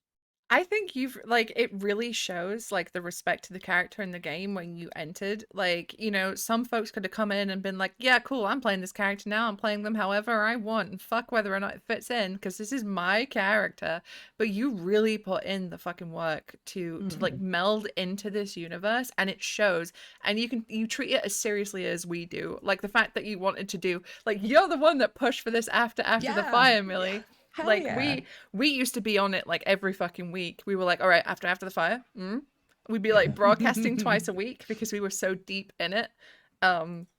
And we still clearly are. Every other week. I know, I mean, right? Susie and I used to joke that our Tuesday streams together where we played Siege, we used to, like, for a couple of weeks we played serious Siege, we did ranked and it was all good, and then slowly it just divulged into, yeah, we're kind of clicking heads over here, but also what happened last week. Like, it turned into our own little personal after the fire to scream about things. I think like it's so important that we do this though, and that we talk, because you have to decompress, you have to debrief. With such intense roleplay, you have to. I think it's a good example as well, because I feel like whenever you put content and media out. I know this is our home game, right? We all treat it like that, but we're all very well aware that there are an awesome group of people that like to watch us. And I think it can be very easy to watch role-playing shows, especially role-playing shows that cover darker, much heavier topics like we do sometimes, even if it doesn't feel that way because of the way that we play, that people see that it's not, we don't just like switch off after the show's done and forget about that. We carry, there's always bleed whenever you have an RPG character that you play for a long time. And these are characters that some of us have been playing for, like Susie and I have been playing for nearly 2 years. And that, you don't just switch that off when the session ends and whatever it is that they've gone through. Like, that's a thing that you think about. I will sit in my kitchen for hours after the fire, thinking about what happened and what Mara would do next, and imagining scenes that are never going to happen because that's what your brain does. I was when up you until live like in this 5 in the imaginary morning space. after the last show. Because your brain just doesn't. What is sleep after role My play? phone is full of fucking notes that I've taken after sessions that are like thoughts and fucking mini Throughout the ficklets, day. mini little stories about Miria. When I have a shower in the morning, I'm fucking monologuing as Miria. Like when I'm doing my coffee, I'm fucking thinking about I don't stuff. know what either of you mean. Shut up. I have practiced. I have practiced what Miria is going to say when she sentenced Horatio to death so many times in the shower. And do you know what? There's a little old lady that lives near us who goes out in the morning and she's collecting fucking leaves off the lawn. And I'm pretty sure she's heard me talking how I'm going to sentence Horatio Ironwood to death. Is she worried for your hubbo? She's worried about some dude called Horatio. Yeah. I thought his name, I didn't know he was called Horatio. Oh my God. Yeah. I do it too, though. Like after the episode where Sir Gawain confronts Samuel, and obviously I said to Don, does Samuel tell Mara about this? Because we didn't need it on screen time, but we like to have a communication of what does Samuel tell Mara and what does he leave out, like the night going missing. Can't wait to find out what happens with that. Didn't bother to tell Mara about that. Of course he didn't, because he's So garbage. Absolute garbo. Yeah, but it's her type, you know. Yeah. But like I remember being in my kitchen and just chilling and cooking some food, and I could see this whole scene in my head where she confronts him about the fact that it was like my cousin's wife and she verbally bitch slaps him and all of that.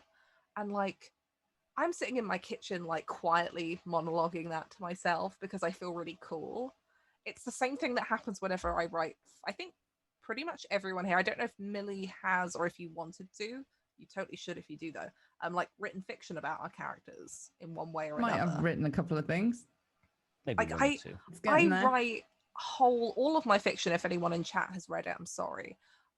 It's like bad fan fiction ramble, but all of it is just me thinking as Mara as she goes back over these events that have happened and like connecting that to other bits that maybe we don't see on screen or backstory that I've built for her. But like I think it's so healthy for people to see on a show like ours where we get into all of this and where we are kind of weirdly obsessed with our characters. Yeah. We do all the safety stuff of talking and all the conversations that actually happen to make a game like this work safely. Like it's important for people to see. Never apologize for fan fiction. You haven't read my fan fiction, Jordan. There is some fan fiction that hasn't about Mara that hasn't seen the light of day and never will though. But no. It doesn't exist anymore because it was written when Samuel was still an NPC. And then Oh. Samuel wasn't an NPC and that felt weird. Yeah. Huh. When you had a three-way. Yeah, when that happened. I just still never seen that episode. Because I used to write terrible snotty fiction as a teenager and couldn't resist it after that. And it kind of just like lived in a drafts folder for ages. And then I remembered it was there one day and I was like, oh no, can't do this now. Sam was about to be a PC. Delete. Sam gets weirdly descriptive in that scene. He gets really into it. Yeah. So out of interest, which episode is this? It's the one before Oliver dies. Susie, so what's the three-way episode? Yeah, it's the one before. No Yeah, spoilers. but Don and I have a whole headcanon about the reason, part of the reason that Alistair is so cranky in the morning is that basically like after Samuel leaves, you know, there's the whole thing. And Alistair, being the poor little insecure boy that he is like, I was better, right? And Mara's like, Aw. you were different. Oh no! That's terrible. Like, Mara we've is often- garbage. Yeah, we've often, like, because when Don first started playing Samuel, I was like, I feel like we need to have a conversation about like what their relationship is like now because of what's happened in the past, and like if we just want to like never talk about that because, you know, we're friends and we don't want things to be weird. But we kind of came to the conclusion that that was probably the night the two of them were like, so other people. Like, and at least I know for Samuel, that was a night that he was like, Mara. And part of the reason that like he was so willing to, when Samuel was an NPC, to take her in, we kind of decided was because Mara was pregnant, and Samuel, without saying anything, was like, probably should help out in case that isn't her husband's. Oh no. Like, Mara has thought this and never ever acknowledged it. Like, it's definitely when she found out she was pregnant, there was definitely a bit of her that was like, Oh. Oh, we were thinking it. Mm. We were thinking and then it. she did the thing where she just went, nope, just gonna Not thinking about it. yeah. Oh, and it's look, the fine problem because solved itself. Isn't she life finds out many years magical? later, once Marcia tells her the truth behind the kind of curse, the terrible blood magic, was that it was targeted at Alistair. There's a little bit of Mara that's like, okay, so that was his Phew. child. Horrible. But at least I know now who the father was. Wow. I love smutty character conversations about sort of bits where you Oh, like, you'll love that. You'll love that scene there, Millie. Sam really gets into it. I had no idea what was happening at first. You can see Yeah. it on my face. You can see it like, oh. Oh, because like Sam, they it two, starts. those two start. They're Yeah, the so they're ones who already in the instigate room. it. They're already there Huh. having Mara a go. comes in after, I think she'd just spoken to Marcia or something like that, and she comes in and Alistair gets a bit handsy and Mara forgets herself a minute. She's like, I don't think Lord Tarley here wants to watch us canoodle, and he's like, actually I think I'll stay. And then Sam's like, we can stop at any time if you want to, or if you don't want to do this. I'm like, what? And it just kind of keeps going. I'm like, oh, you can literally say, oh, and Sam's like, are we okay? I'm like, she's doing this, she's in, she's shutting the door. Yeah. And then there's a whole bit of extra description about hands being places, and I think Samwell biting into Alistair's, like the back of Alistair's shoulder, because I went back and watched it before like the start of season 4, and I was like, I don't remember it being this descriptive. It's I saucy. remember listening to it and go, he's gonna fade to black now. No. No. Oh, we're getting. He's still Oh, going. no, just hands. People being undressed. Okay. There's no actual sex that happens on screen. No, this is all It does fade to black before it does Yeah. get explicit, but it's no Yeah. more than you would see in like a 12 of like people Yeah, making yeah. Or out like a before PG-13. PG-13, like, yeah. Yeah. It So doesn't get. We're going full like X-rated for Faye and Enzo, right? But like we're that. describing the entire encounter. Bed springs, Yeah. Oh, headboard God. on the wall.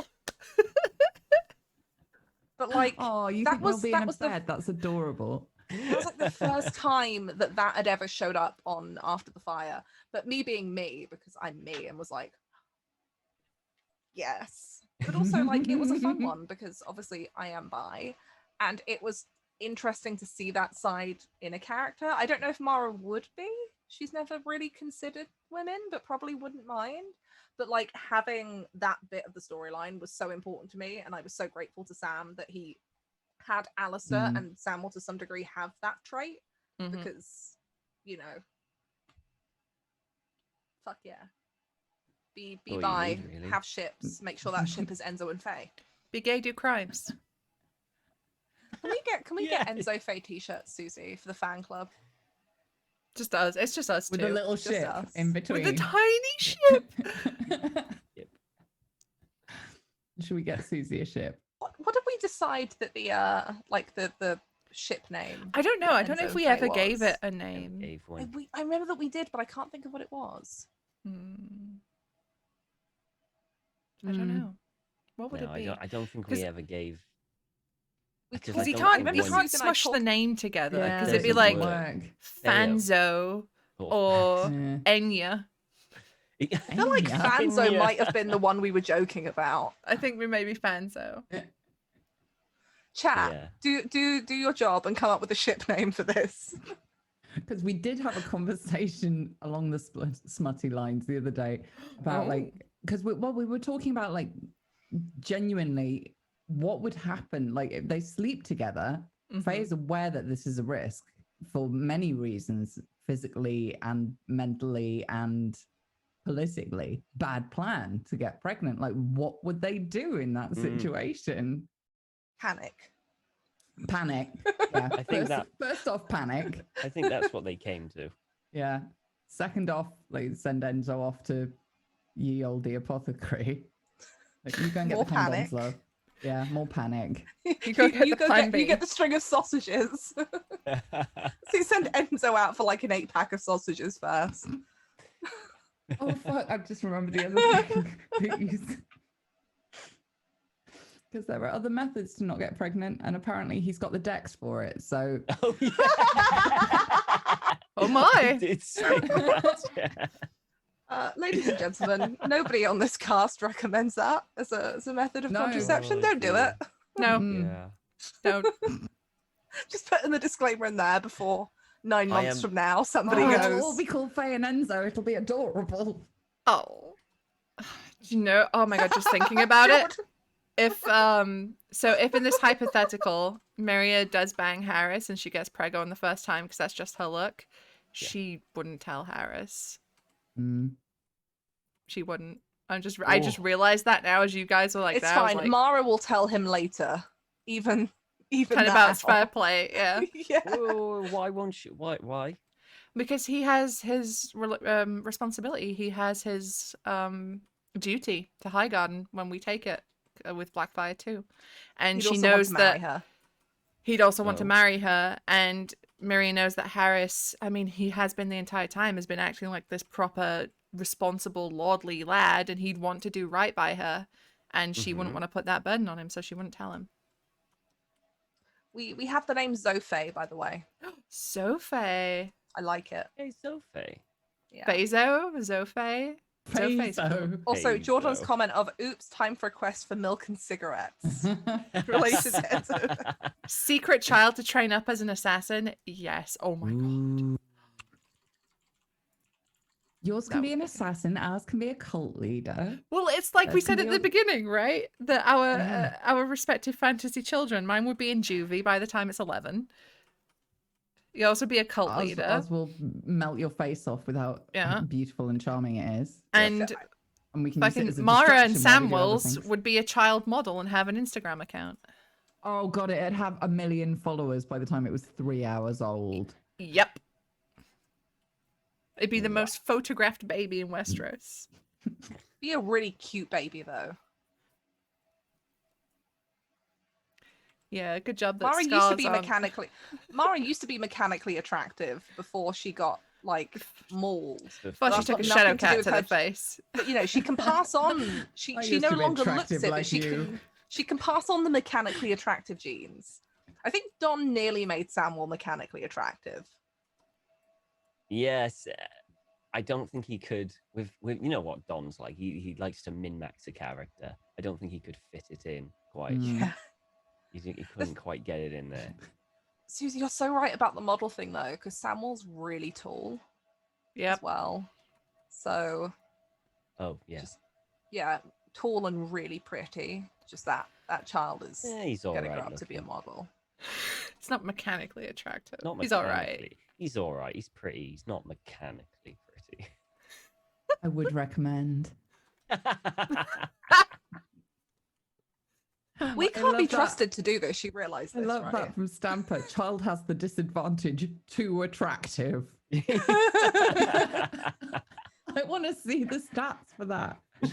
You know what it That's- is that Mara Every and Samuel's conversation's- child becomes like the additional poster child to help out the cult, because there's no way that our kids aren't going to end up being friends. Mm. Ugh. Gross. Susie's kid is the one that tries to right the injustices our children deal with and ends up in juvie. I do love you're all like talking like we're gonna make it to actually have kids. We're not. We've been No. through this. We're not making it out here. This is Fine. Fantasyland. This is spring break world where everything's fine. Everything is happy. Let We us all be just happy. go and hang out in the water gardens. Have a good time. Get our drink on. Yeah. Nothing have bad fun. Somebody needs to invent happens. mojitos. What Yeah. happens in the hot tub stays in the hot tub. And then wildly attractive children, apparently, / tiny assassins. Mara Wow. and Enzo have to explain to Miria that yes, So- it's okay to like a boy. Yeah, right. Actually, though, speaking of, do you remember in season 3 when the faceless man was like, "I'll kill anyone for you, but it's gonna cost you something down the line"? I'd like, is he Rumpelstiltskin? I'd like your Oh. firstborn child. Why So would I you did think want of- that in the Well, because- first place? Because, like, I was thinking, because he said, "What is most important to you?" For Miria, that's her legacy right now. That's legacy. That's continuing on the family. So imagine years down the line, he comes to collect her child, her legacy, her heir. Or she gets Ironwood. She's sitting there already depressed that she's living in Oliver's ghost and everyone's gone. And he turns up and takes her face. Yeah. Literally her takes her legacy. legacy. Yeah. 'Cause Yeah. She is her own legacy. Just Yeah. Miri gets murdered by a faceless man and it all comes full circle. Yeah. Just. Or here's another shower scenario that I was playing out. She's on that chair. She's taken Ironwood. She's had her hypothesized night with Harris and is unfortunately up the duff. And the faceless man appears, just puts a hand on her stomach, and he's like, "I'll be back in a year." Oh. That's awful. Can you imagine? Could you imagine? She'd have to carry that child and then, like, try not to No. get attached to it because she knows someone's going Oh. to come and take it from her. Quadruple the security. Like, build high walls. That's what she would everything. do. She would Yeah. try futilely to keep him away, but she knows, like, he would come to collect. Yeah. Vala de Hydris. All men must serve. Oh God, poor Mary. There's no way she's gonna end this story We being do happy. this to our own characters. You know that? We make them miserable because it brings us some kind of strange joy. Why are Tom's we just like getting his this? drunk? I don't. That's true. No, I he's just try having to make my fun. character happy. I'm trying to make mine happy, but she won't do it. Nobody can beat her. I identify with that so much, Millie. I'm just trying to make her happy, but I keep making the wrong choices. She just won't do the happy thing. Yeah, she won't No, do I'm the sorry. happy thing, and nobody's having Those the conversation. Those characters have a life of their own. Like when I am Mara in After the Fire, I am not me. She is this Mhm. whole other persona that happens, and like everyone here said afterwards, you sit back after the show and go, "She did what?" What? Like the Yeah, time and when you're Mara, like, I don't know, she just did. she just did. The time that Mara took her father's sword off Alistair and starts waving it around at Targaryen guards demanding to see the prince. After that show, I had a moment where I sat there and went, "Why would you do that? What is wrong with you, woman?" I'm like, Do you remember? "That wasn't me. It Do wasn't you remember the me wine throwing incident? Oh, Me afterwards was like, "That was the stupidest shit you've ever done, Miria. What the fuck?" Felt great in the moment. Stupid. Like having a child yourself. It's like turning around to your best mate when they've done something really dumb and you're like, "I love you, but why are you like this?" And then you realize that you're talking to yourself in the mirror and you're like, "Nope, I'm just going to keep telling myself that's a different person." Okay, so we've been going for 3 hours. Oh, Wow. Yeah. So I think one last thing we should do is, like, how do we see the finale going? Like, because we've got 2 episodes left for our characters. How do we see where they're going to end up in the penultimate, like, 2 episodes? Okay. So for me, I would like Miri to take Ironwood next Saturday, and then formulate her plans for probably next week's probably going to be my last episode of the season because it's the wedding afterwards. You're not Um, Wedding going is to the it. last, is the finale. Well, I'll be busy taking Ironwood, won't I? You can take Ironwood and then go after. Won't take that long. Would Miria go to Mara and Samuel's wedding? Yeah. To rub it in. even To during rub it up peace. at Ironwood. No. No. I bought your Unless- head. Unless she had to with Harris for the Well, that's what Blackfyre I stuff. thought. I thought Harris was heavily hinting that you have to go with him because you know Yeah. them and you're an Yeah. introduction Yeah, to him. like, can I to have get some the help? Thing. Yes, come to the fucking wedding, Dear big please. sister, I might That- hate you less if you give me a host. That's what I I will was under the forgive you impression. for marrying a man who helped murder my father. If you give me, Samuel would feel If so you bad give if me he knew. Samwell's head. No. I have to tell Mara so she can tell Samuel and just fucking emotionally stab the prick because I'm never no, gonna no, get but to you'll- actually stab him. You'll get the joy of Samuel forever trying to make up for it because, like, Yeah. he feels so bad about that. His Do you know little what? speech. It's fine. I'll rock up to the wedding in full Ironwood colours, but inverted because I'm an Ironwood bastard. So Yep. black and gold, which looks great on Miria. We know this already. And I'll introduce myself as Lady Ironwood, and they'll be like, "Hang on, how are you, Lady Ironwood?" And she'll be like, "Well, because my father's dead, and I took the house." And then just look at Samuel because my father's dead. Mara next You week, you did go and this. apologize to my sister right now. So yes, You give her so, whatever she wants, whenever she asks for it. So for me, because I feel like episode 9 will be my last of the season, Mary will take Ironwood. She'll sentence Horatio to death, and then probably kill him. I don't think she's going to do it herself, but she'll be present at his execution. Really, She'll you don't want stand the and watch. I like that. satisfaction. He's not worthy of you killing him. That's it. She would. Yeah. Well, also she uses a spear. She's not too great with a sword, so she'd probably fuck it up. And I don't want to Margaret Walpole him and chase him around a scaffold and hit him like 8 times. You know? No, you just get 2 dudes to hold him down there on the chopping block. No, because it Fine. doesn't. It doesn't inspire much strength in a leader if they can't chop someone's head off. You know, Ugh. like when Theon fucked up chopping off what's his face's head Yeah. in Winterfell. Yeah. Everyone was like, "Ooh." So Miri's gonna stand there. She's gonna be in her beautiful fucking dress, maybe with her armor bodice on. You know, silks flowing in that And wind. You got to With get that- one of the blood royal to do it with the sword. That's what you got to do. Yeah, Yeah.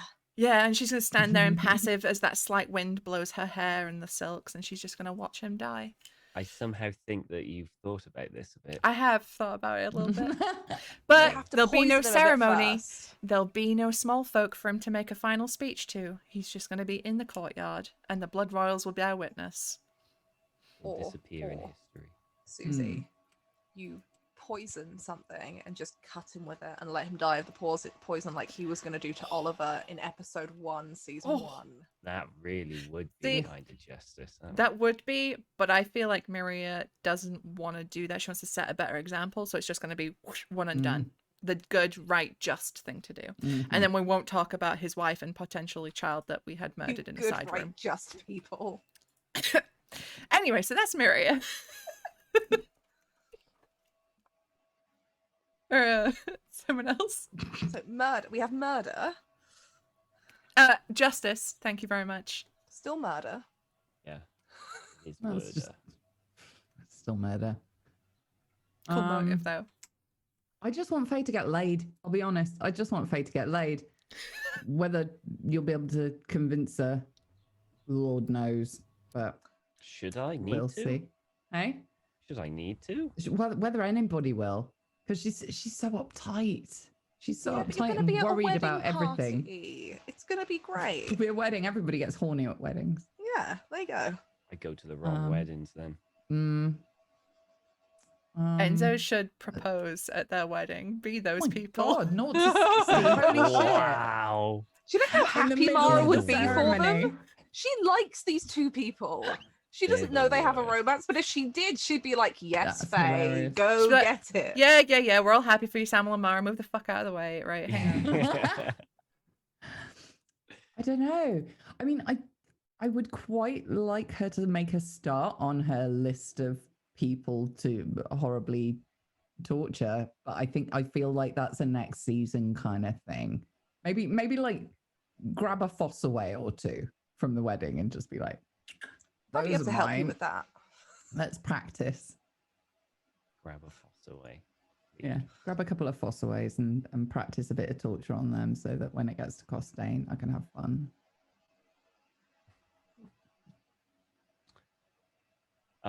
He might be at the Venzo? wedding. Hmm? Costain might be at the wedding. Maybe he is.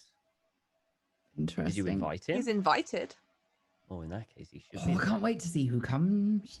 I have a whole list of the people we're inviting. Don sent me one. Yeah, I'll bet you have. Did I get an invite? Of course Enzo gets an invite. Oh, Did I get an invite? I mean, I don't know where you are. Oh, wow. that's silent. Your That's fiance seemed to be able to find them. Just Yeah, he you can- didn't know you that can send a letter for Mary aid, was but you there. can't send a wedding Oh my god! invitation. That's Could weird. you imagine sending an invite via Ellery, and Ellery just writes back being like, "Yeah, I don't know where she is." She's gone. I'm She's sorry, just she's been disappeared. missing for months. At this point, I've assumed she's dead and I've taken another wife. You were terrible to Ellery. You were awful to him. Yeah, but Ellery bastard. was just a bit. Ellery wasn't that bad. He He had a was. temper. he was a He good had lad. a He had nasty a bit temper. of a temper because he's a peak. But essentially, everything he did, he was forced to do by Maker. Mhm. And Miria just treated him like absolute shit. It's a trait. It runs in the Greenmont women. Okay. I It really really is. do wish that I got to spend more time with him as a character in season 4 because I Yeah. really wanted to flesh out that because I didn't go into season 4 being like, oh, Miri's just gonna fuck Ellery off, like they're gonna be betrothed, but she's not that interested in him. Like I generally wanted it to be that Miria was interested in Ellery. I even wrote a short story about all the times that they interacted over the years and how she was like, I don't like this guy, to being like, maybe he's not so bad after all, to, oh, I kind of like him a little bit.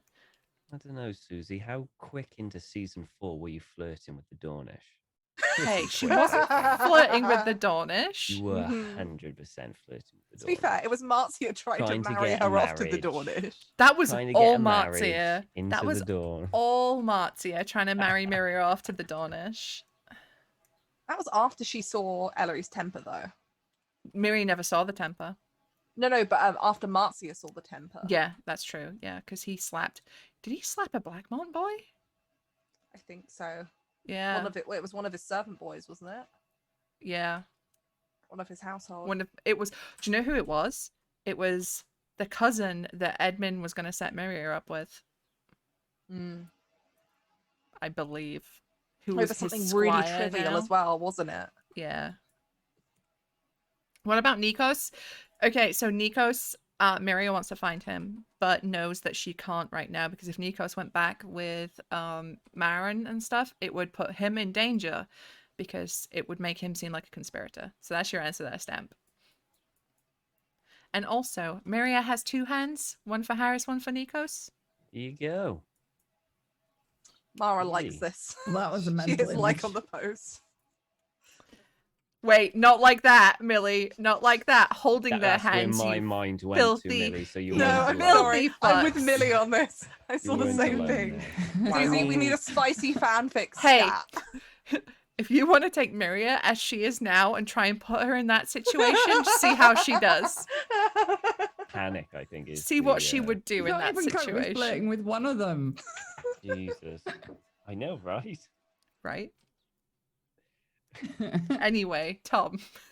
Where's What was I Enzo? talking about? Enzo at the end of the season. Oh, yeah. I don't know, get laid. Fucking hell. So what we're both saying is we'd like just a second of respite from the constant arrival of ravens. Yeah. Just Not to get just a cock quick blocked shag. by It a doesn't even have raven. to be good. And bang.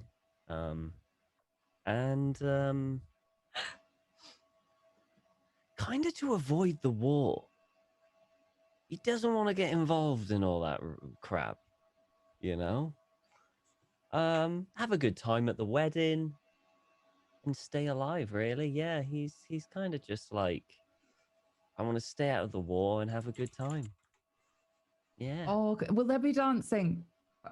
There's dance The dan- intrigues. I was like, when I asked, I was like, dance intrigues? He was like, yes, okay. I was like, yes. I'm so excited. It's like 20% of the reason that I really wanted the wedding to happen. It's the reason And I was you like, made I the whole really want the relationship wedding happen, to isn't it? happen. Like, forgetting the fact that I want them actually married, but also dance intrigues, please.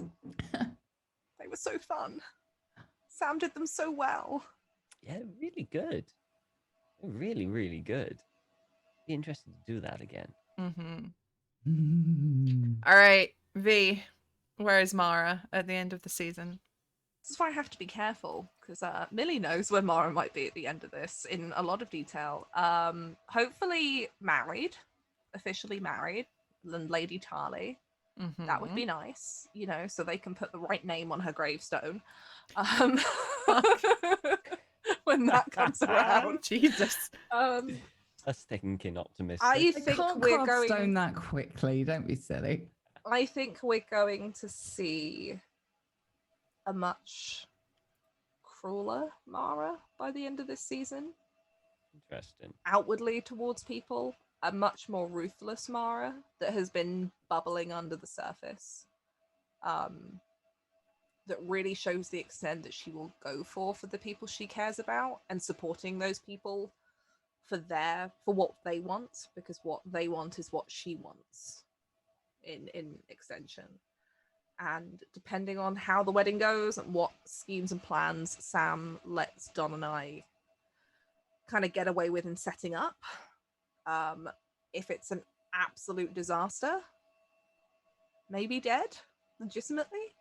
If it goes What really are you gonna bad. do at this wedding? I'm What kind the of worried. fuck? Are we To be getting- fair, are it's we a Game getting of like Thrones red wedding, you know, here? anything could happen. Uh-huh. If it go, but I think we're going to see Amara who is very much in the mindset of war and doing what she thinks she has to do to protect the one person that she can trust. Also, I really hope that we get to see Mara and Lady Faye get a bit drunk together and have a good old time without white any girl court That'd be wasted. fun. pretense. Yeah, that'd be really Yeah. fun. A little bit white, like halfway to white girl wasted, like before you get blackout drunk, but you start getting philosophical about Oh, shit. yeah. so at the point where if you're on a night out, it's the girls in the bathroom and you're having Mhm. those like Yeah. girly chats. Where you're Yeah. like, you could be total strangers, but you will bear your life story and tell Yeah, each other yeah, everything. yeah. Drunk girls in the bathroom. To be honest, I want to see all of them drunk. This is now part of my like headcanon spring break thing. I just want to see what they're all like when they're drunk. I think after the end of the show, we should just do an episode where it's just all the cast. Sam doesn't Spring have to break GM drunk anything. episode. And it is the fever dream episode of we're just gonna improv for 3 hours being in the water gardens. That's what Oh we're gonna my do. God. Just a 3-hour gonna episode turn of us into an all being orgy. in character. It's an after the fire, but we do it in character. Yeah, I think Tom's hit the nail on the head. It would be It's an gonna orgy be like by a, the a end. game of yeah. sex chicken. Yeah. Like, Game of Yeah, the sex only thing is that Miria and Mara have to be like opposite ends of the room or it gets weird. Because we're related. Yeah. kind of really half That's a sisters, but yes, little- We still. have to split into groups. there's a you market know? for it, but it's a specific market, and we probably don't want to Look, sell there's a to it. different streaming site we could do that on, but not on Twitch. The After the Fire OnlyFans coming Oh soon. god! No. Only fires. Only Wait, that's just After the Fire. It is only fires. There is nothing in this game but fire. oh Fires and god. ships. Well, The I ship think on fire. That's the I logo. feel like we should end it here before it gets any fucking worse than it already has. But if you're not already, please do head over to here. That's not the right command. Fuck. On our YouTube. Wait. Oh shit. Where you can find God. past You okay there, episodes Susie? of After the Fire. And find out what the fuck we're talking about. There's been a lot of spoilers today, but if you don't know what we're talking about, it's not spoiled it for you. You'll if you haven't watched this far, you will forget everything that we have said because it will make no sense. Yep. Until you watch it again, you're like, Yeah. So if you do end up going back and watching some of the past episodes, we would love to hear your reactions to it. Like we had a couple of folks who would regularly post in our Discord, with like their live reactions as they were watching the show and comments on YouTube, and they're always good. There's like one guy who was like for a good 2 seasons after Oliver died was like, "Hey, so when's my boy Oliver coming back?" oh no. And I was like, "He's never coming back." You get that one dream episode and that's it. That fucked me up, man. That I one remember that dream, episode. it got me good, man. Like I wanted to cry. I was nearly crying. as You Miria can in that. tell from watching, like, Susie's eyes going red, like... I get like big glassy eyes and I'm like Oh. a couple of times. It's good, man. It was good. But yeah, so please do watch past episodes and let us know how you felt about them, because we love sharing that joy. As you can tell, we sat here for 3.5 hours talking about the fucking show. So And we do it It's our life again, I tell now. you. yeah, and we would do it again. So please join our Discord if you're not already in it. I think that link still works. Yeah, it does. And you can scream about the show with us on there. But before we go, let's go around, say who we are, what we do, and then we'll end it. So I'll go first. No, I'll go to Millie, and I'll come back to me. So Millie, hi. Oh, hello.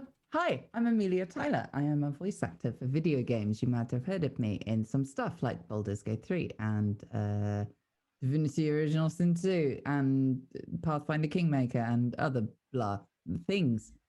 But when I'm not doing that, I do a little bit of Twitch streaming. I'm playing Phasmo with these lovely people on Tuesdays, at least for the next week, but I'm going to be trying to bully them into doing it forever at some point because it's really fun and I don't have breaks. But yeah, we'll be streaming that on Tuesday. I think that's the next thing I'm doing. I don't have a functioning memory, so just follow me on Twitter and I will tweet things when I remember them as opposed to now when I'm under pressure. Bye. Thank you, Millie. V. Hey, I'm V. You can follow me on Twitter, Twitch, pretty much most social media as a tabletop horde. I stream, I make TTRPGs. I have too many jobs that I'm technically a professional in. It's a bit of a problem.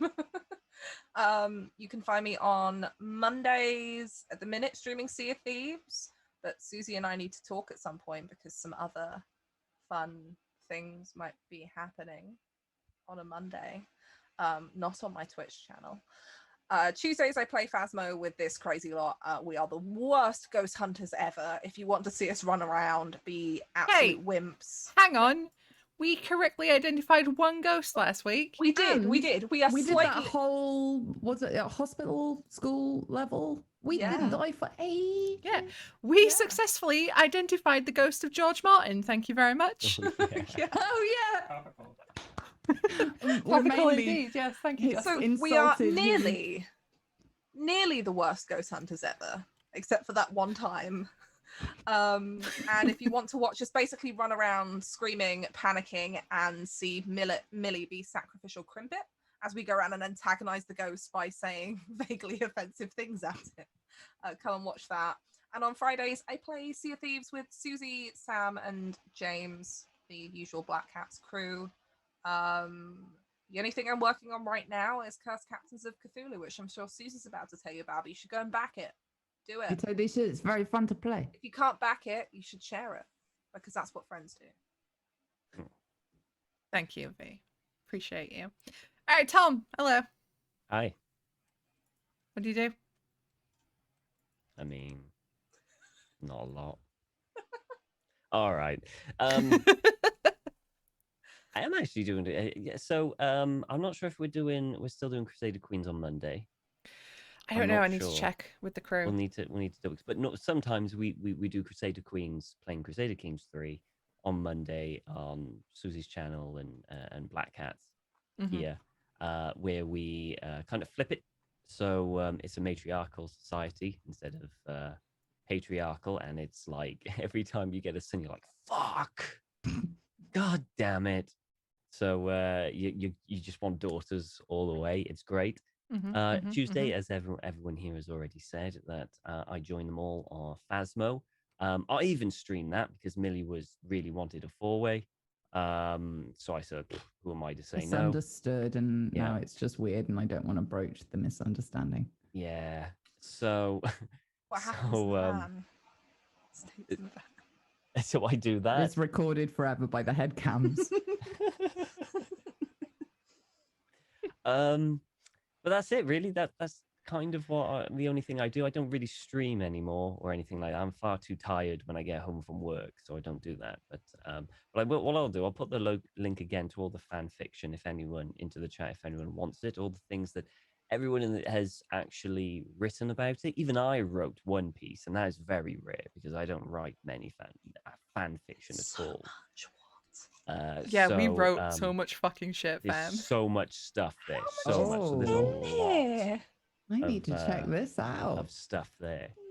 Even with, I even actually read my fan fiction out at some point as an audio kind of thing. You did. It was great. I do need to Um, get rid of one for you, V. Though I just realized Oh no. Oh. the What one's the that? one of the night. The night? The threesome night. Oh right. Oh, Yeah. I don't think A Wonderful Night isn't about that. It was never published, that Oh, particular okay. fan fiction. It never left It my was just PC for hard drive. personal use. That's it. I see. Personal. I see. That one no longer exists. It got deleted. Okay, not that's on fair here. enough. So you don't have to worry. There is no actual smut, just implied smut, probably Yeah. somewhere. So if you're all like if you all want to get some like fan fiction, a bit deeper into some of the characters, some with us, some no longer with us, that's the place to go. All right. Well, thank you very much, Tom. All right. As for me, hi everybody. I'm Susie, otherwise known as Susanna Grace. On my own channel, I'm a variety streamer who does everything from art streams to tabletop RPGs to video games. I am at the minute going to be doing a bunch of art streams just as I'm working, so you can join me as I listen to terrible music and paint stuff. I'll be working on Curse Captains of Cthulhu stuff. I'll be working on character portraits and maybe some monsters. Because I've been given some descriptions, and let me tell you, fam, they're fucked up. James has been let loose, and he is loose. With if you thought DNH was Almost bad, worrying. if you thought DNH was bad, this is bad. And then I will be playing Phasmo with these lovely folks.